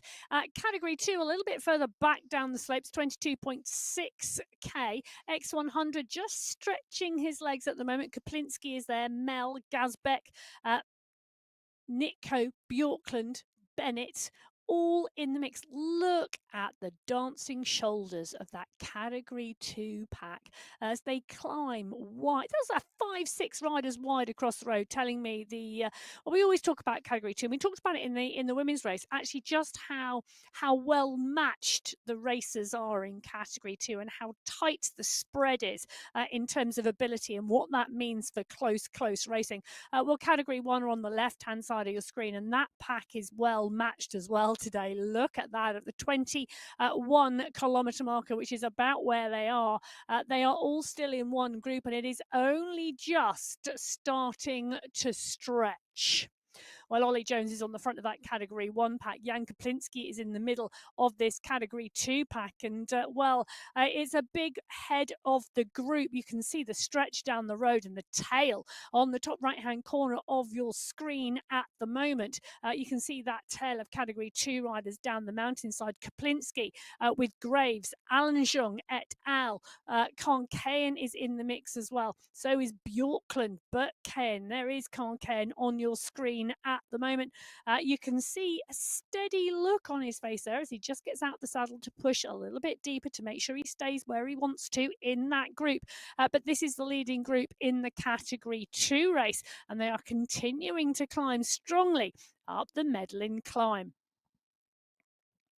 Around 30 riders in that leading group as we drop in with Category 4, and they are heading for the sprint at the Salsa Step sprint. This is between the two climbs at the moment, and it's Rene Samela at the moment who's continuing to push it. Mika Rusamaki on your screen at the moment, and you can see, not quite making it through to the top spot. Well, has he not? I'm just going to take a look. No, he goes through in second place. So Samela in 1, Rusamaki in 2, Lepera in 3, Pony in 4, so Netti in 5. 3-4 seconds. I've just taken a look. 4 seconds separating the top 8 riders in that Category 4 race. So 8 riders clearly in contention at the moment, around 200 meters clear. So that's Samela, Zoanetti, Penny, Hernandez, Solly, Rusamaki, Clendenin in there. Rene Samela, we are dropping in with him. Now, Matt, you tipped him earlier on as being a really strong sprinter. He's just proving that by taking that sprint from Rusamaki. He's also in that leading group, and they are in with a group of Category 5 riders and Category 6 riders at the moment. And the bumps keep coming. The bumps indeed do keep on coming, and they'll keep on coming all the way into the summit. Boomer has been very, very active on this Category 5 race, hasn't he, Emma? I think for me, Boomer, I think, has really wanted to race. He's right at the front of the race here with Category 5 catching those Category 6 leaders of Broadbent and Truba. But I think Category 5 and 6 are really racing well this week, already at that 33.2 kilometre marker. And I think that's very telling. Well, it's a mixed leading group now, isn't it? Because you've got the Category 5 riders, and I'm just looking, there's around 14 Category 5 riders in that leading group. And there is around 9-10 Category 6 riders. So it's a big group swelling at the front of the race, mixed Category 5 and 6. This is the Category 2 pack. And last time we were in here, we were talking about how big this chasing group was, and it was chasing one rider. While the Category 2 group still chasing X100. He's just around 100 metres up the road at the moment. But Cahill, Jacobs, Nair, Fawcett, Newkey, Yazbek, Theme, Shuren, Milostic, all in this pack. Arnie Jacobs, you can see him on your screen there, just up and out the saddle and sitting back down. Also at the front of this pack at the 24.2 kilometre marker. He's got 1,200 metres until they get to the polka dot banner at the top of the Medlin climb. And then that long transition to the 34.1 kilometre where the Bogota climb starts. Race route here today on one of our longer race routes, on one of our big, long climbs. Jamie Cahill out of the saddle here in person on the left-hand side of your screen. His green riding vest matching the green jersey that it is on his avatar's shoulders. He'd love to exchange that for a polka dot jersey when he comes to the top of each and every climb, or even a yellow jersey is the winner of today's race. We're going to see what can he do. What can he put in there, and what can he get out of racing here today on the MyWhoosh Sunday Race Club? Jump on board, no fuss, no fee. Just ride, just race, whether you're out racing this or the new community Cycling Esports League, which kicks off on the 2nd of December on Tuesday. So you can ride it as an individual or as a team. All the details are on mywhooshinfo.com. showdown.com, an amazing site run there with lots of great information, and you can jump on board as a team, go race, go ride, Tuesday afternoon, evening, as well as Tuesday morning, depending on where you are in the world. 2 time slots each and every Tuesday, not just the one for Sunday Race Club. Again, verification across everything. So let's see, what can you do? What can you push out there? What can you get when you're out and racing? When are you going to race? Get riding to see what you can do out on that cycling esports league on Tuesday, or of course on Sunday Race Club. Come and race. Are you good enough to take on Daniel Churik? Oh, Lana Vyasin, Jakob Dane. Yeah, all these are the world's best riders racing, riding here on MyWhoosh on the Sunday Race Club. Week in, week out, we get to see them in action.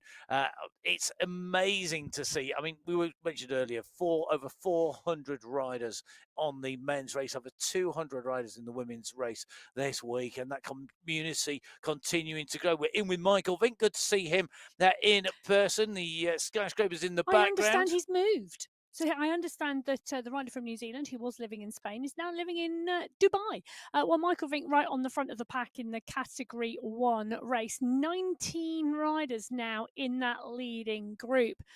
Bjorn Andreasen and Harvard Gednes are the riders chasing hard. Now, Mr. X100 on the front is going to pull on that polka dot skin suit. He's the first rider to go underneath the archway at the top of the climb. So going through that Medellin City climb, Mr. X100 has got Ivan Yuki. He's on the move behind him for the Abu Dhabi cycling team. He's on his way through here. Look at this big kick from him. SS comes up behind him. And then it's Cahill, Badil, Yazbek team, and the rest of that bunch. There are no big gaps here at the moment. Yuki out of the saddle in avatar form, crouched on the over the bike, takes a drink on board. You can see the palm trees blowing in the breeze out there, the fan blowing at Ivan and Yuki here. I love that shot, that sort of that makes silhouette. Me want to get on a jet plane. And go to Hodeiria Island, which is where the Abu Dhabi Cycling Club is based. If I'm not here next week, I might be there. Really? Is that fair? Is that fair warning to me and the team that we might have a quiet week without you? No, I might go and see the production team and sit in with them and do the work. You never know. I can dream. Well, Jason Osborne is dreaming. He's dreaming of a 4th time being the world champion in 2026. You know, because he picked up his 3rd rainbow title on November the 15th. He's had some time away from the Sunday Race Club, and boy, is he back. He's got Mikhail Kaminsky for company now on the climb, and Kaminsky took away that silver medal behind Jason Osborne, and is well, you can see continuing that form that he has been developing and coming to a superb peak to take away that silver medal, just continuing at the moment as Kaminsky dances along the side of the world champion Jason Osborne on the Medellin climb today in Colombia. They've got a 5-second gap now to Skierski, Vyasin, Milostic, Tugels, and the rest of the group. It is fabulous to see the two of them just tapping away. Close your ears now if you don't, or turn the sound off for about the next 30 seconds if you don't want to hear the result of the women's race. Okay, I hope you've done that and you're not listening now if you don't want a spoiler.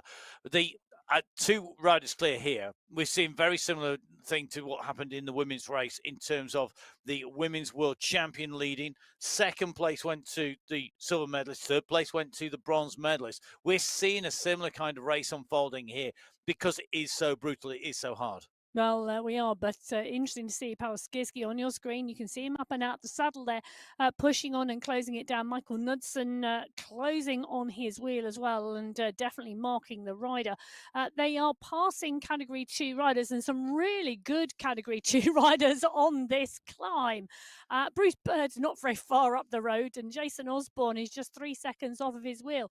He's 7 seconds ahead of Paweł Skierski, who's gone past his compatriot, the Polish rider Mikhail Kaminsky. So Skierski riding himself into 2nd. Knudsen and Kaminsky. I think there's a group going to be formed there, and that's going to be a great group. But they are all chasing the world champion Jason Osborne.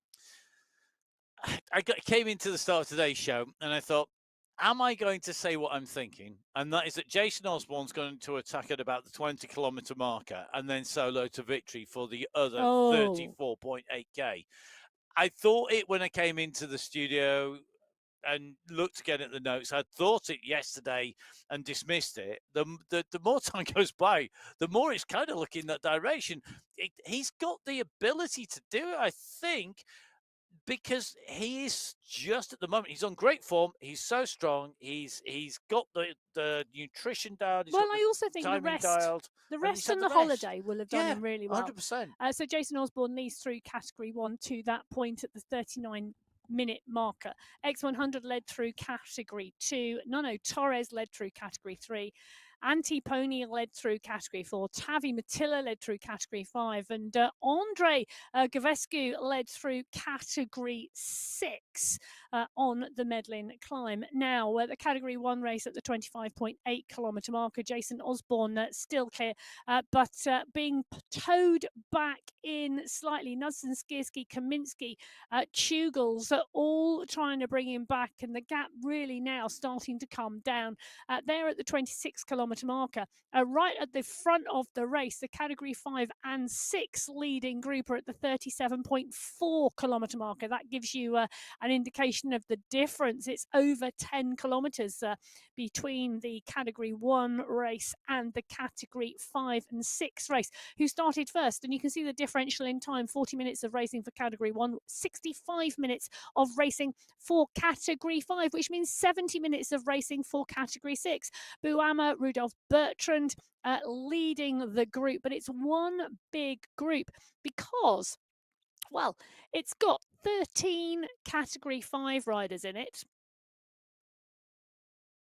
and 6 category 6 riders. Let's take a little look, shall we, at where they are, because at the 37.7 kilometre marker, they are on the Bogota climb. It's the second of the 2 climbing checkpoints as we head into the map. So the leaders on the road at the moment, onto that Bogota climb, 14.2 kilometres that climb, finishing at the 48.3 kilometre marker. An average gradient of 3.6%. There are some fairly flatter sections on that course, and most of the climb is draftable. It is about where you are in that race field that is so important on that climb. The category 1 race field, they've come at the 52.4 kilometre marker, and then into the checkered flag at the 54.8 kilometre marker. It's 6.5 kilometres from the top of the climb to the checkered flag. It's a long run along the top. It could be really interesting if we see big groups because, well, after 1,001 metres of climbing, we could well see a number of sprints to decide the race. Well, the category 2 race now at that 29-30 kilometre marker. You can see the green banner. That is the Salsa Step sprint checkpoint, and the rider here driving towards it is Zach Nair. Big push because there's a big group behind.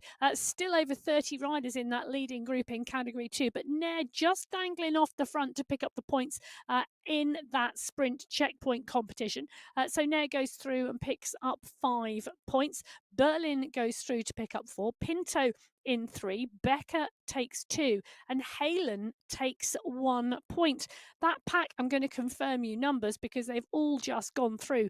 39 riders still in contention in category 2 at the top of the Medlin climb through the Salsa Step sprint.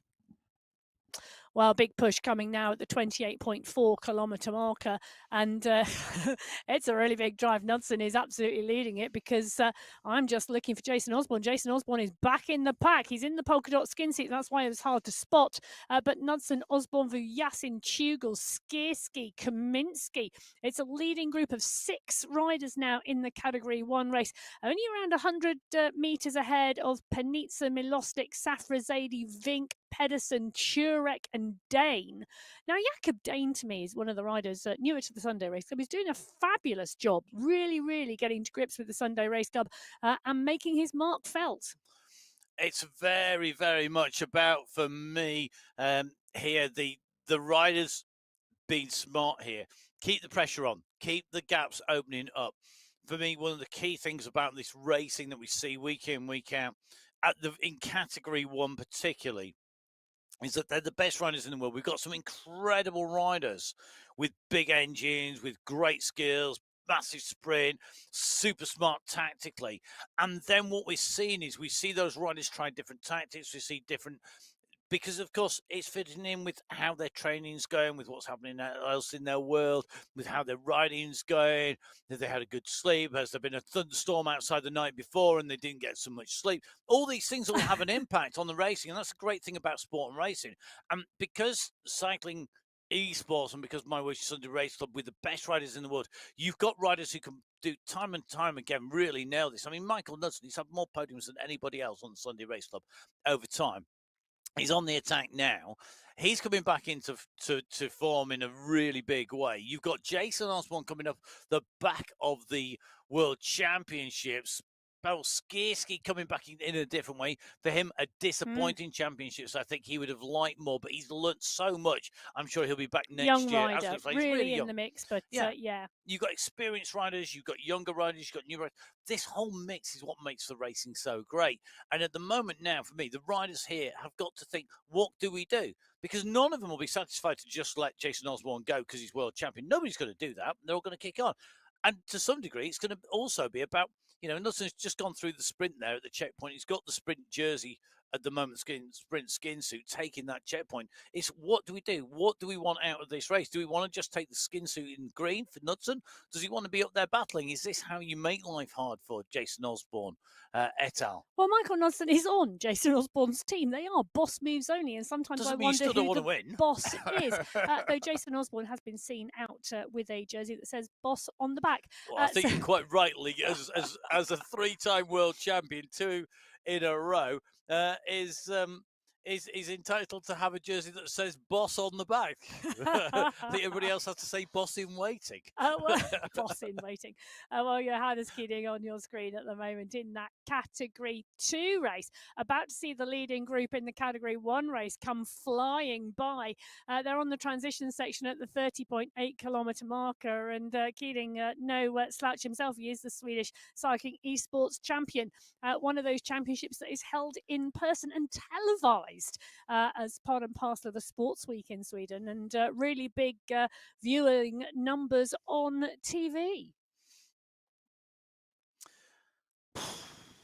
Yeah, that was a big sigh. Sorry, I was just in the middle of refueling. We in the studio, I'm going to let you into a secret here. Emma brought into the studio. What is it exactly, Emma? It is a tahini chocolate with seeds and nuts. I mean, I was just going to say, it's very nice because I just stole some from your stash. I did put the stash in the middle of the studio desk so that you could help yourself should you wish. That doesn't mean you have to eat it all. I'm now moving it back to my side. The tahini chocolate fueling the studio here, a little bit healthy because of the season. It's really good. Please, it's really good. If you could just you not do that. Let's take a little look because Kaminski, Skierski, Yasin Osborne, Tugels and Knudsen. The 6 riders clear in the Category 1 race, really pushing on now. They've got 3 kilometres still of the transition section to go before they get to the Bogota climb. Their gap, I'm just taking a look, it's around 200 metres to Panitsa, Turek, Safrazadi, Dane, Pedersen, Milostic and Vink. That is the closest chase group. So 6 riders clear, 6 riders chasing. Then it's a further 300 metres back to Noren, Kulsit, Power, Paradians and Dont. So the Category 1 group really now split into smaller fractions. Rick Van Erck, we're coming to Rick Van Erck on another flat section. How is this possible, Rick? I mean, come on. Twice in one race. It's not Rick's fault. It's not Rick's fault. The production team are just throwing us a curveball this week, Rick. Don't worry. Yeah. You're doing a sterling job out there, though, and always great to see. So Rick Van Erck, one of the riders ever present and always on our screens as well, and always great to see him. He's got Alexei Kalman with him as well as Damian Kiesnowski. He's got great company. Thank you very, very much to everybody who lets us into their pain caves, Rick, and everybody who has those cameras there. It's not mandatory for our riders to do so. It really is appreciated, though, to get an insight into what people are getting up to. It certainly means that we get that insight into people's personalities as well, into their pain caves, those little insights that make a difference. So thank you very much to everybody who does that. It is appreciated. It isn't mandatory. You don't have to join in if you're wanting to join the Sunday Race Club. Don't forget, if you want to join the Sunday Race Club, you can pick up all of the details of how to do so. There's two places to do that. They're both basically via the events page on the MyWhoosh.com website. You could join Yusuf Al Hamadi now coming in and racing in Category 6. It's our standard race category. It's where most people jump on board and are racing. You can see at the moment working well on this climb at the moment. He's at 39.3k. He's on this big climb. And Yusuf, I know what it feels like to climb this. I have climbed this. I was dropped previously on this climb by the team before, and the riders who were up there, it was actually Michael Knudsen, and I think it was Michael Fink as well. It was both Michaels, and they both absolutely, they were on the recovery ride. I was going absolutely flat out on the climb, and they left me behind. And it goes on a long time. But it's actually, once you get in the rhythm, though, it's really quite enjoyable to you just sort of ride along. You lose that preconception of what flat is, because it's just constantly gradually uphill. You don't, when it eases off, you think it's flat. It's not. It's still 2-3%, but it just constantly goes, and you just get in that rhythm and keep on going. And remind yourself, of course, that no climb goes on forever. It's my favourite phrase when I'm going uphill. No climb goes on forever. Okay, let's dive in with the very front of the race. Rodolphe Bertrand with Horn, Amer, Twomey, Brown, Prince, and Womack, the leaders at the moment on the right-hand side of your screen. Left-hand side of your screen, you can see how spread out this group is. Rune Nielsen at the moment, 78th position. We're going to dive in with Rune. He's in his own private battle at the moment with Emil Ivanov. I say in his own private battle in Category 5 because don't forget that we have got riders on different teams. Imanov riding for the Level Up squad. Rune is a private individual on this, so he can take advantage of Ivanov for having to ride for the team competition here. Oh, Junior Silva just coming in the mix as well. sounds like he's a privateer, doing it on his own. It is. Do you know where the phrase privateer comes from? It comes from the piracy in the mid sort of 14th, 15th, 16th centuries. And a privateer was somebody who was given a license to go pirate, basically, by their respective government. Well, there we go. That's where it comes from. Privateers on the mountain bike scene. Pirates. Pretty much. Is Rick van Erck a pirate? I don't know. He's on a climb. Yes, absolutely perfect. Come on, Rick. We know you can do this. He's up and out the saddle. He's dancing on those pedals. Best swashbuckling attitude coming from Rick, always. Yeah, absolutely. And he's closing the gap down to the group and absolutely hanging with it. And the Category 1 leading group have just gone past. That's a wheel to follow. I tell you, follow the wheel of the world champion, Rick. It's the one to do. But he's resplendent in the Netherlands jersey. Rick has some class, you know. Jason Osborne is on his wheel. Come on, Rick. The world champion is following you. That's what we like to see.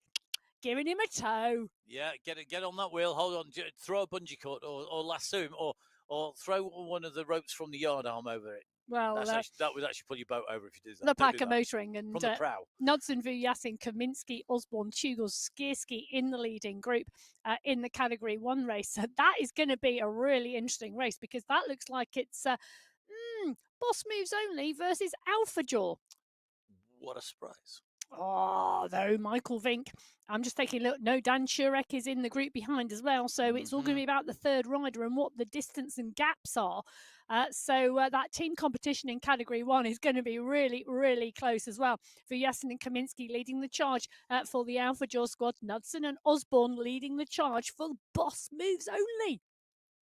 Well, the team competition in Category 1 hotting up at the moment, but the race at the moment in Category 2 hotting up as well.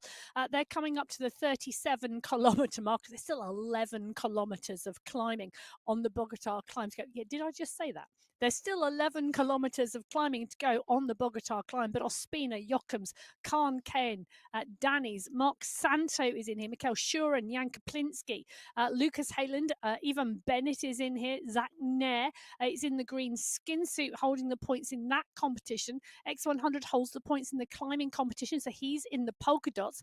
David Badil, the young rider, in here as well, and he climbs really strongly. He does, and I think he's doing a really, really good job because this is an absolute battle when you're racing up against riders of this class.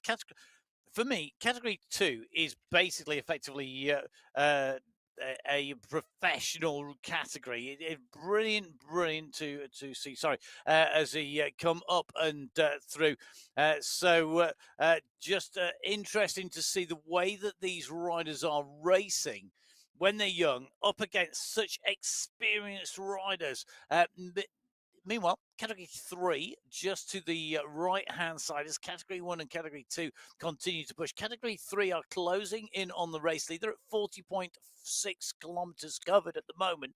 The furthest rider up the course at the moment is Sebastian Prince with Buamer, Rodolphe Boltrin, along with Sami Tuomi and Jeremy Horn. They are at the 43.5k mark. So at the moment, category 5 leaders leading, category 6 leaders, the next riders on course in terms of leadership, then category 4, 3, then category 2 and category 1. Interestingly, category 2, Lucas Halen, David Badil, Marco Santo at the moment, they've currently got 1k on the category 1 race. It's not going to be long before category 1 start catching the overall leaders in category 2 and the overall leaders in category 3, 4. They'll be thinking, how many more can we pull back before we get into this finish at 54.8 kilometers? Quick reminder for you, it's 54.8k the finishing line. Not all of our riders will want me to remind them of that. Louis Andrade in there. So Louis, member of the MyWhoosh Headband Club, the unofficial headband club, I hasten to add. Nothing to do with at MyWhoosh, everything to do with the commentary So team you can here buy today. an at MyWhoosh headband. You certainly can. You can buy from the MyWhoosh shop. You can. The MyWhoosh shop has lots of great goodies, whether that is a turbo mat, a mat to go down on the floor to put underneath your turbo to protect the floor when you're out and training and working hard and it's getting hot and maybe a little bit moist. Don't forget, of course, that you can also buy headbands, you can buy the jerseys. There's loads of great kit there. The thermos mug if you need to keep warm, water bottles, the lot. Oh, I tell you what, when I was out on my road bike, I can't remember what day it was this week, I could have done with a thermos flask of hot tea rather than a water bottle with the hydro tab in it. Pulgarin on our screen at the moment, and he's part and parcel of that category 6 pack, and he's a category 4 rider. Category 6, okay, I'm just going to start again. He's part and parcel of the category 3 group. He's a category 4 rider, and they've just gone past him. He's desperately trying to stay in, but they are absolutely motoring up the climb. Pulgarin is ahead of Mikulek. He's the category 4 rider behind. Shiroz not too far behind either. The category 4 race really motoring at the moment, as well as that category 3 pack continuing to move. The head of the category 4 race at the 43.4 kilometre marker. There's 6 riders in that leading group. Giuliano not far behind. The category 3 field, well, at the 41.7 kilometre marker, it's Lewis Ridley at the front, and 11 riders it looks like, with a few just stretched down the road behind. It's a long track. It's got, like, the front of it is stretched out in front of us. You see that left-hand side of your screen, can't you? But then it's an arrowhead behind. It's not broken. Yeah. It's almost the reverse of the Comet that we see on the flatland, where here you see the point at the front of this sort of projecting itself up the climb. Whereas on the flatland, it's people getting distance off the back. That is in the category 3 race, bottom left-hand side of your screen. As we go in with category 1, Pavel Skirski out of the saddle here in front of Jason Osborne. Yeah, they've broken away a little bit. They've got a little bit of a gap. Category 2, big group. Category 3, big group still there. Category 4, smaller group. Up at the front, categories 5 and 6, again broken down into smaller groups. So as this race starts to make its way up the continual climbs on the way up this ascent, you can see all of these race leaders really having to work to push onwards. The furthest riders up the road, Ephraim Mamba leading the category 6 race at the moment by some 300 meters or so. Wow. He's our lead rider at the moment at 44.8k. That means he's got 10 kilometres to go, 6.214 miles. Well, the Bogota climb, yeah, it is a long, long climb, but 6.5 kilometres of that final 10K on the flat section at the top. The Bogota climb, none of the riders are over it yet. It comes at that 48.3 3-kilometre marker. They're continuing to move and continuing to drive the Category 4 pack. The Category 4 race field is around 1 kilometre off the front of the race. The Category 6 race field in between Category 4 and Category 5. Category 5 now leading the race overall. They did start 5 minutes behind the Category 6 field, obviously, then 5 minutes to Category 4, 5 minutes to Category 3. There was a 10-minute gap between Category 3 and Category 2, and then a further 5-minute gap to Category 1. So 6 race fields all out on the same course at the same time now, and all really starting to get to the pointy end of the race here in Colombia on the Paso de Alto.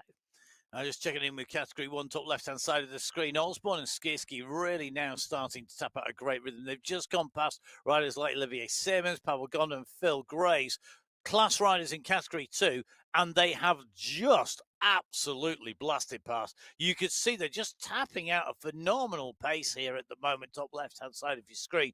When you go past, I mean, they've gone past experienced class riders who could win races in their own right very comfortably.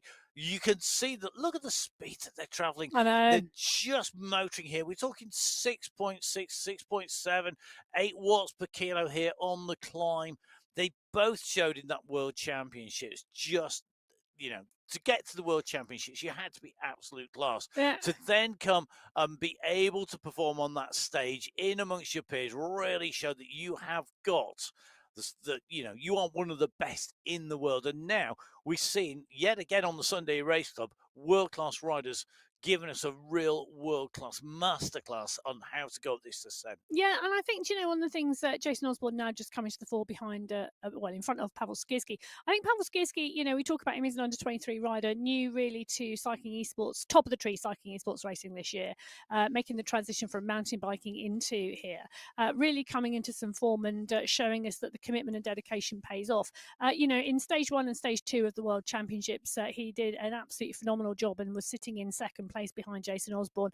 It did all fall apart on stage 3 and he dropped out, and you saw the shots before stage 3 started. He really looked as though he'd ridden himself into a hole, and that performing on stage 3 was a really difficult place. He will have learnt a lot about pacing, about fueling, about hydration and all of those types of things, and he'll be a force to be reckoned with in the coming years, I think. And I think that's one of the things that unites all of the riders at the very top of whatever sort of cycling, every sporting discipline you look at, because you look at these people who've been at the very top of the game, the world champions, the winners of the World Cup, in football, whatever it is, whatever sport, whatever it is, they are the people who can learn. Because you don't get there without having knocks. You don't get there without having a tough time. And yet they are able to take that on board and then mentally process that. And sometimes that can take time. It can be a traumatic experience for people.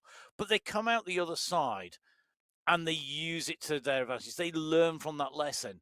And I don't think you can be a world class without that. You can't just do it intuitively, not when you get to the very best. No, and I think if you listen to any of those stories, and there's a lot of stories out there from world champions and Olympic champions across all sorts of disciplines, not just cycling.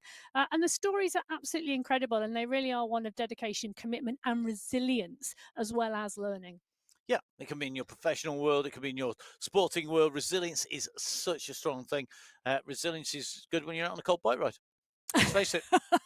Well, I think you clearly experienced that this week, did you, Emma? Well, yes, it's been a bit chilly. But Sebastian Prince, Bu Amma, Jeremy Horn, right at the front of this Category 5 race at the moment. The Category 5 pack, 9 riders in this leading group, and they are all riding really strongly. Grant Womack is there, Alex Arseno is there, Rudolph Bertrand, the Canadian rider, is in there, as well as Sammy Tuomi, and the pack looking really strong. I was just a bit thrown there by the green skin suit. I had a little quick think of, what was there, a Category 2 rider there? But no. Alex Arseno in the green skin suit, yes, in the leading pack.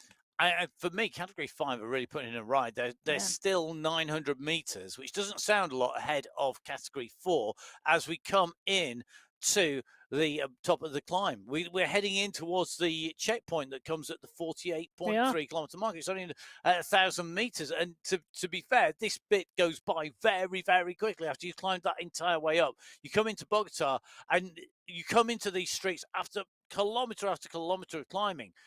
This is actually, it still ascends, and it takes a long time to cover the 900 meters between category 5 and 6. That is not just a few seconds. That is a lot of time to cover that kind of distance. Boomer at the moment on his way up at the front of this group, who's going to take away those points in that polka dots skin suit competition for the best climber in the race overall. Remember, there are prizes for each checkpoint, for the fastest rider to that checkpoint, but there are also prizes for the overall sprint winner and the overall climb winner. The climb's winner will be decided at the top of the Bogota climb, where we are now, coming in to those last few hundred meters. The sprint competition is not decided until 52.4 kilometers, and that is some 2.5K before our race finish here today. Efrain Mamba, left-hand side of your screen, the leader by 17 seconds in Category 6. Right-hand side of your screen, Boomer leading up the riders in Category 5. Really good to see Boomer on the front of the race. He's a rider that we've been in with in the past in his pain cave, and I have to say, it is always great to see him. He really does work hard. He had a really good MyWhoosh Championship, the $1 million US dollar prize fund championship in the summer. Oh, it was so good, that. If you haven't watched it, it is brilliant. Available on the MyWhoosh YouTube channel. It certainly is, and lots of great climbing in there. The riders on the way in towards the climb. Prince now going over the top of the rest, but Arsenio using that sprint to good effect. It's 2.3%. He's got the kick. He stayed with him. The green jersey was in there, and now he's going to use it to add some mountain climbing points to his total. He's going to go in underneath the banner. For me, I think this is all going to come down to what the riders did previously on that medal in the city climb. Arsenio goes through, Prince goes through, Bertrand goes through, and I think it's likely to go to Prince as they go through. Pony is coming up behind in Category 4 in the polka dot jersey. The Category 4 riders starting to close down on Efrain Mamba and Adrian Janowski. The Category 6 riders heading in towards that checkpoint. They've got to go down, sort of go past this central. There's a central reservation in a moment where the road sort of splits wide, and you go down through it, or up through it, and it still climbs, and it doesn't feel like it should. It feels like it should level out. You get to the, you get to town, and it should get flat. It doesn't. Well, it doesn't at all. Yeah, well, that's just the way of the world. Efrain Mamba and Adrian Janowski really pushing on here, and Mamba just now starting to go clear of Janowski as they start to head towards that polka dot banner. You can see it on the top right-hand corner of your screen. They'll be targeting it as well. Nicholas Spratt, the rider in Category 5, just ahead of Mamba. Mamba will be using Spratt's wheel as motivation, even though he's not in the same category, to close that gap down and head towards that polka dot banner ahead of Janowski. Janowski really starting to dig, but Mamba has just got something else at the moment, and Efrain Mamba really driving in that competition towards the top of the Bogota climb in Category 6. Expect these two riders to come back together again, because once they get to the top, it is fairly flat on the run towards the finish line. So those two riders, for me, could well be caught by the Category 4 pack, and if they're caught at the right point on the flatlands, well, it could be a great wheel to follow. It could indeed, as you could just see, taking a little bit of draft there. The Watts number's going into green for Mamba. It looks like now Spratt is going to be taking that draft. Mamba goes through. He's going to take maximum points on this climb, the second of our climbs here today. Mamba goes through. Now big sprint coming behind, because in Category 4, he's not a done deal at all. So Mella is going to go through with Pony right on his heels. Pony should hold on to that polka dot skin suit. He does. He takes away the 4 points for second place there at the second climb. But just as importantly, if not more so, he's going to take away the overall climb competition. Now, Emma, you said it's pretty flat between here and the finish. I'm going to disagree with you. Well, please feel free. Well, it's nothing new, I know. Well, can I just say, though, the Category 4 race is really strong. Yeah. Samela doing a phenomenal job, but Ride Club Finland in the mix, On the Rivet Racing in the mix, and it's going to be interesting to see where that team competition finishes. I think Ride Club Finland 4 could well be on for the team win in Category 4, unless something happens. And they've still got, well, a fair way to go. It could. It certainly could. Just watching these riders kicking on their way into this next section, this rises. You go over the top. When you go over the top here, it's relatively flat compared to the overall race profile, but it is not flat by any stretch. There's enough little kicks and rises because at the end of two massive climbs, every rise has got more effect. It has more effect on you. A meter at the start of the race is probably the equivalent of about 5 centimeters after the end of the race, because it just changes. When you get to the end of the race, you're tired, you've worked hard, you've got all that climbing in your legs, you've got all the attacks, you've got all the answering other people's attacks. I think that the rises that are there, and they are there, and that fall into the finish is going to make this a really difficult finish to judge, particularly when you go into that final sprint for the line. Coming in, it's going to catch a number of riders out. I think it's going to be very difficult to judge a sprint finish correctly today. Wow. And that is definitely my big tip. Not so difficult to judge where the finish is here today on the sprint in for the climb competition. Paredes here.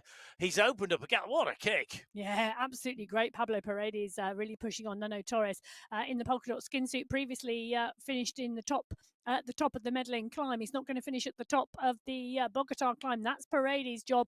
But Torres does come through for second place, which will mean the points added together of those two climbs will keep Torres in that polka dot skin suit, and he will indeed win the competition. But Pablo Paredes on your screen at the moment doing an absolutely fantastic job, and you can see the effort involved in getting through that polka dot banner. And I think he's almost set himself up in some ways as being a rider that we definitely have to watch when we come into the finish. Pablo Paredes there with that attack, with that sprint. At the end of this racing, he's still got enough kick to go clear like that from the rest of the group. When Torres was looking for those points, it wasn't just a rollover and he could ride clear. They are trying to answer him and they couldn't make it stick. So very interesting to see how the riders have anything left. Who's got something left at the top? Now, let's dive in with Ivan Nuki in category 2. He's got Arnie Jacobs on his wheel. SS coming across with those blue wheels and the blue cap that's been his trademark since pretty much the dawn day one of MyWhoosh on the move at the moment. That you can see Nuki really, I think, has got the bit between his teeth here. He really wants this. He knows he needs to make this tough on the way up the climb as well. Arnie Jacobs holding in here, determination here, as you see these riders now really breaking this race apart. They're really winding up the screws here, and you can see Nuki left-hand side out of the saddle there, back in the saddle. You don't often see that from Nuki, and it shows you he really wants to make this hard. He really wants to keep with that front group and keep the pressure on as Mendakowicz starts to wind up here, and that is a wheel everybody knows is a dangerous wheel to follow. If you're not careful, he will ride you off it and leave you in his dust. Well, there's starting to be gaps appear here because Maciej Mendakowicz and Ivan Nuki pushing on with SS at the front. Mikhail Schur and Arnie Jacobs, Karl Kayen, Zach Nair, Peter Truzinowski, Nicholas Becker, all in the mix here. And, well, the group is so stretched. Just take a look at the size of it. And Ivan Nuki really starting to drive now. Up this climb. They've got 2 kilometers to the top, and unless someone really starts to make a move and the gaps start to form, it's going to be a group of 35 going over the top of the Bogota climb together. And this for me is where, as a climber, you know that you've got a great, you know you can ride people off your wheel for 2K, but then you're going to be in trouble. Go 2K from the finish of this climb. Don't wait until you go over into the flat section. Why would you do that? Go, work, race to your strengths. Race to your strengths. Do not leave it to chance. Really put the pressure on and make a difference. Set the tempo that you want and race it. Don't be passive. Don't sit there. Don't let it all play out. Really go for this. If this is your strength, going uphill, climbing is good. You know that at the end of a 14.2 kilometer climb, you can put the pressure on everybody else. Do it. Don't just sit there and let the chance go by. My goodness me, this is a race, not out. You're not going out for cake and coffee. Well, that is a really big question as to whether you sit in the wheels and you make your move on the flatland of the section, or you make your move now and you make your move early, around 8 kilometers out from the finish. It does indeed depend on what your skill set is and what tools you've got in that back pocket, but what you pull out of your back pocket now could well win or lose you the race. Fortune favours the brave rider, and Sebastian Prince is brave at the moment, trying to push on away from Boo Amma. Amma and Prince now 17 seconds clear of Alex Arseno. They have pushed on the top, and I'll tell you something, they are around 1,200 metres from the finish line now, with an 18-second gap back to Arseno and Womack. Amma and Prince are going to battle this out now, right the way to the finish line, and you can see that finish line on the top right-hand corner of your screen. It's come into sight for us. It'll come into sight for the riders. Amma and Prince. Prince is on the wheel. Oh, now comes Run. He doesn't want to take the front. He wants Amma to lead him out. And the only difficulty with this finish is very dead straight, actually seeing the banner in the distance, because it's so far away, it's so long. It's very easy to go early here on this section. It's a downhill slope here as you run down, currently just dropping to flat. And as you come off this slope, you can take plenty of momentum, but it's a little too early for the sprint to the line. The banner is up in front. That is the finishing line. Amr now at 4.8. Prince answers. He comes on the wheel. He eases back off again. He wants to launch from behind. He wants to get the draft. Amr at the moment opening up on the front here. He's breaking through the breeze. You can see that his watts numbers are in grey. We're in with Prince, and Prince now starts to make his way onto the wheel again. Prince eases off here. They're waiting for the kick. The banner is on its way. Now they're starting to wind. Prince goes at 11 watts per kilo. He sat behind. He did that classic launch. Sebastian Prince sprints clear of Bou Amr. He's going to take it to the line. They're trying to take the front of the race is when you take race victory. Sebastian Prince wins the MyWhoosh Sunday Race Club finals in Category 5. Our first rider over the line, Sebastian Prince, clear of Bou Amr in second. It was indeed absolutely fabulous race. Amma leading Prince out. There was nothing he could do. Prince would not come round him, and then Prince kicked. Boom! Away he went. 2 seconds clear of Bou Amr on the line. Fantastic riding by both riders, and it shows you this finish is tricky because it's a long straight, but if you go early, you've got a good advantage. The rest of the riders in that leading group just coming in through Arseno, behind. Womack and Horn. Yep, they're being followed in through by Rudolf Bertrand, who takes the climbs competition. Arseno taking the sprint competition in Category 5. So our first riders in over the line. If anybody was watching that as they're racing, they'll have had a little bit of a sneaky preview of what's coming up at the finish, and now we'll be thinking about how they're going to make that work. Interestingly, I think we've got some really good sprinters who've been very smart about how they've ridden this in all of our race categories. Our leaders in Category 4 certainly looking strong. You've got Samela, you've got Hibjau and Butchter in here in Category 4. They're on to our final straight, and the kick has come. There's the sprint has already started because Butchter is winding this up on the front. It looks like Butcher's got the gap. He went early. He's caught them napping, and now they have to answer. Has he gone too early? He's going to have to bury himself. He's on the bottom left-hand side of the screen. He takes a little look up at the screen. He puts his head back down as Hibjau's coming behind him. The rider in the center of your screen, he sits back down again. It looks like he's not going to be the one to challenge. Now comes Zoanetti. Zoanetti's coming after him. The cramp has come from Hibjau as he pushes it. It shows you how on the limit. Zoanetti's coming on Butcher's wheel. Butcher's going to hold. Is he going to hold? He's going to hold it. It's Raphael Butcher taking the win in Category 4 from Josh Zoanetti, who almost stole it on the line. What a rider, Raphael Butcher, green jersey sprint winner and race winner. He holds his head in his hands. That must have hurt everybody. And you've got to feel their cramp on the way in. That's not what you want. Butcher taking the win. Zoanetti in second. Well, as they came over the line there. 0.367 separating them. Oh no, Hernandez, Hibjan, Pony, Samela, Giuliano, Soli, Fernandez, Rusumaki rounding out the top 10. Category 4, what a move, and not a great time to get cramp and still finish fourth. What a great move. That's some doing. That's I know. Brilliant. Whilst we've just got a very few seconds, I am going to mention the Tuesday esports league that starts. Heart rate monitor, smart trainer, FTP test. You get your category, you join in. You can be a part of a team or an individual. Sign up on the line. Absolutely starting on Tuesday.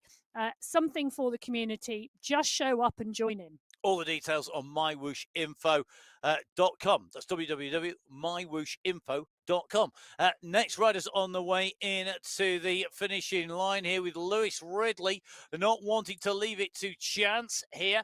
Ridley on the front. Well, I did say that potentially in that category 3 race that take that could be, if you looked at the riders, the one that would take the victory. And guess what? It's looking that way because, well and truly, today out on the race route as we come into the finish, Lewis Ridley took a look at everybody else. He's answered the best. Take that, rest of the field. I'm taking the race win. Lewis Ridley, winner in category 3 here on the MyWhoosh Sunday Race Club Finals. The sprint is on for the finish. Great end to the month for Yu Yun Lin. He goes in ahead of Guarin, and it looks like it's going to be Barrett and Van Veligum all chasing to the line. Yeah, they were indeed. Great racing. Lewis Ridley confirmed taking that win.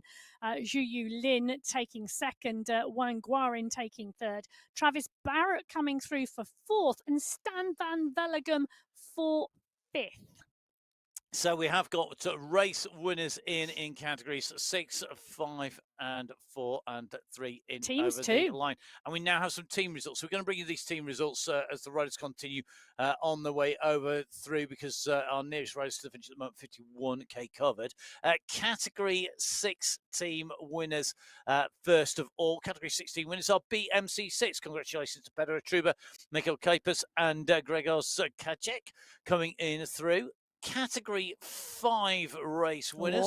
I think, is that Lone Bikers? It does, by 26 seconds from the Level Raiders. So the Lone Bikers from the Level Raiders. And I tell you something, it's just about 58 seconds further back to Dirt Beast Mode in third. So Lone Bikers, Buamer, Jeremy Horn, and Paul Kubik coming through in Category 5. In Category 4, the win for Ride Club Finland. Congratulations, Rafael Buxton, we saw coming in, taking the win from Antti Poni and Miki Ruosimaki, the second and third counters in there. So great riding by Ride Club Finland. And I tell you something, Category 3, how close was that? What's up next? Guarin, Sur, and Christensen. By 1.07 of a second from Peak Power Racing, Lynn Paredes and Wojciech. And take that coming in as our third team, less than 57 seconds behind, 56 seconds, 0.191. So less than a minute separating the top 3 teams in Category 3. Category 2, though, are on their way in towards the finish already, because they're at the 52.2 kilometre marker.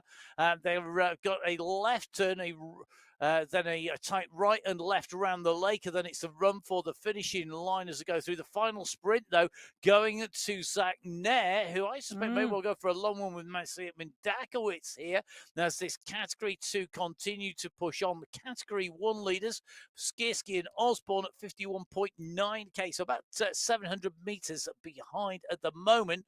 That leading group, and it's just a long train of riders. It's 25 riders in Category 2 still in contention. And it's changing who's on the front. Maciej Mindakowicz, so no surprises to see him going for a long one as Pavel Skierski starts to sprint on the left-hand side of your screen. He's looking for the points competition. Osborne's already got the climate competition jersey. Skierski's looking to maximise his points here. He will take away the jersey provisionally at this stage, but there's a lot more riders to come through. This is live as we speak. Remember, there were points already scored at the 3.3 kilometre marker, the 30.2 kilometre marker, as well as this, the third checkpoint at the 52.4k mark. Skierski now with a slight gap to Osborne. We expect that to come back together again as those two battle it out into the finish behind the Category 2 leaders, who are scything their way through the rest of these race fields who are still out on course. Mindakowicz at the moment using the riders out on course to give him a little bit of aero advantage, but immediately behind him, SS, Zachner, Arnie Jackers, Nicholas Becker, Michael Schuren, Marcin Wozniak are in here as well. All these riders now know that this is for the race finish. The left-hand sweeping turn is upon them that will bring them around the 1,200 metres to go at the moment. Yeah, and I'm just looking at the team competition and how it's playing out in Category 1 at the moment. It is going to be so close. It's also going to be so close in Even Category closer. 2. Yep. Nuki, Mendakowicz, Khan, Cahill and Jakobs on your screen at the moment. And we drop in with Ivan Nuki as he comes towards the front of the pack in that polka dot skin suit, leading it out at the 53.8 kilometre marker. He's got, well, just under 1 kilometre to go. He's got X100 on his wheels. SS is there. Peter Milostic now coming to the fore. So is Gustav Berlin. Arnie Jakobs is there. Mikhail Schuren. This is going to go to a sprint, and it's a long straight run. The final 700 metres, X100 now leading out Nuki. Nuki tries to extend the lead. David Badil, the young rider in Category 2, really paying close attention. This is going to be a phenomenally fast finish. It is at the moment, though. They're not answering Nuki and Mr. X100, who are burying themselves here. They went for the really long run. They've kept the pace high. This is nullifying the sprinters. The sprinters are now having to think, when do you go? When do you kick? Mendakowicz is coming up on them now. Mendakowicz coming at 10 watts per kilo. You can see him crouch slow over the bars. Behind him, though, the sprint is unfolding as Becker comes up 14 watts per kilo. So is Kaplinski, and it's Kaplinski who's taking the lead as they come in towards the banner. Jan Kaplinski from Massive Mendakowicz. Vidal Mair's gone over the top, but no one can answer Jan Kaplinski. Kaplinski takes the win in Category 2. Great timing as he comes through to take away the sprint finish. That was phenomenal. Jan Kaplinski takes the win in Category 2. Vidal Mair in 2, Bert Kern in 3, Nicholas Becker in 4, Jody Jochems in 5. Second, I don't know how many riders were inside that, but it's probably around 12. Now, this is world champion in the polka dot skin suit, sat on the wheel of Skierski. Skierski really kicks. You saw him attack. You saw him really pound on those pedals. Is Pavel Skierski going to take this away? Jason Osborne is at 14 watts per kilo, trying to answer Skierski. Skierski's got the revs at 98 revs a minute. Osborne's on the wheel. Osborne has the draft. He's coming on the right-hand side. He's going to go over the top. Skierski gave it everything, but Osborne took the race win as they came through the line. That came down to those last few meters. The experience came to the fore. Great racing. Osborne in 1, Skierski in 2, and it's going to be Michael Nussen, another podium for the all-time podium record holder coming through. He's going to take away 3rd place. He is indeed. So 3rd place for Michael Nussen. Jason Osborne took the win at 1 hour, 25 minutes, 32 seconds from Pavel Skierski, 0.179 of a second behind. Mikhail Kaminski coming through the line. Great race from him as well today. Leonard Chugels and Ricardo Panizza have been battling it out, but Chugels is going to get the better of Panizza today. Great to see Ricardo Panizza back on the Sunday Race Club and racing so well. Brilliant racing, brilliant riding. We're just watching the next riders come in through the lines. Safrazadi going through, looking very good. I mean, all these riders absolutely battling the way through. It's Linda Milostic, the next rider making his way in towards the line. Our team competitions, we are also getting those results coming as Milostic sprints his way in. Category 2. The Goats take the win. Bert Kayen, Massiet Mendakowicz and Khan Kayen from 1 second. Riders of the Storm, Kaplinski, Wozniak and Trzynski, 1 second. Then 3 seconds back to the 3rd team, the Abu Dhabi team of Mayer, Nitko and Nuki. Can you believe it? Another 2 seconds back to Level Elite, Becker, Damsgaard and Cahill. I said that competition was going to be seriously close in Category 2. And it certainly was. In Category 1, Jason Osborne not only takes away the race victory as our individual race winner in 1 hour, 25 minutes, 32.823 seconds. He also leads home the winning team of the Boss Muzoni squad, Jason Osborne, Michael Knudsen, and Said Safrazadi. They take the win from the Alpha Jaw squad, who come in 2nd place in that team competition. Yes, they did indeed. What a race. Fantastic finale to a fantastic race on the brand new race route here in Paso Alto. We got to say a massive thank you to everybody behind the scenes who makes the app, the game work, and everybody who takes it out. There's been a lot of live in-person demonstrations out around the world recently. Do make sure if you get the chance to jump on and see the team who are out and about meeting people as well. Don't forget you can jump on and race. Tuesday, it is the Cycling Esports League. That kicks off. Get your entries in. Make sure you've done all the requirements. You've got all those requirements ticked on the way in. And don't forget, of course, you can join the Sunday Race Club next Sunday for qualifier number 1 in December. Before we go, I just want to say a big, big, big congratulations to the Venga boys. 3rd team in Category 1. Ricardo Panizza in 6th, Lyndon Milostic in 9th, Jasper Paradians 14th. Great job. Yep, so boss moves on from half a job from Venga boys. Well, it was definitely Venga all the way to our finish here today. Thank you for watching. Please do make sure that you hit subscribe on the YouTube channel or on Twitch TV. Give MyWhoosh a follow. It's at MyWhoosh on Instagram and Facebook. Follow Emma. It's at biking_Emma. And you can get in touch with me at Matt Fix a Pain. Both of those on Instagram.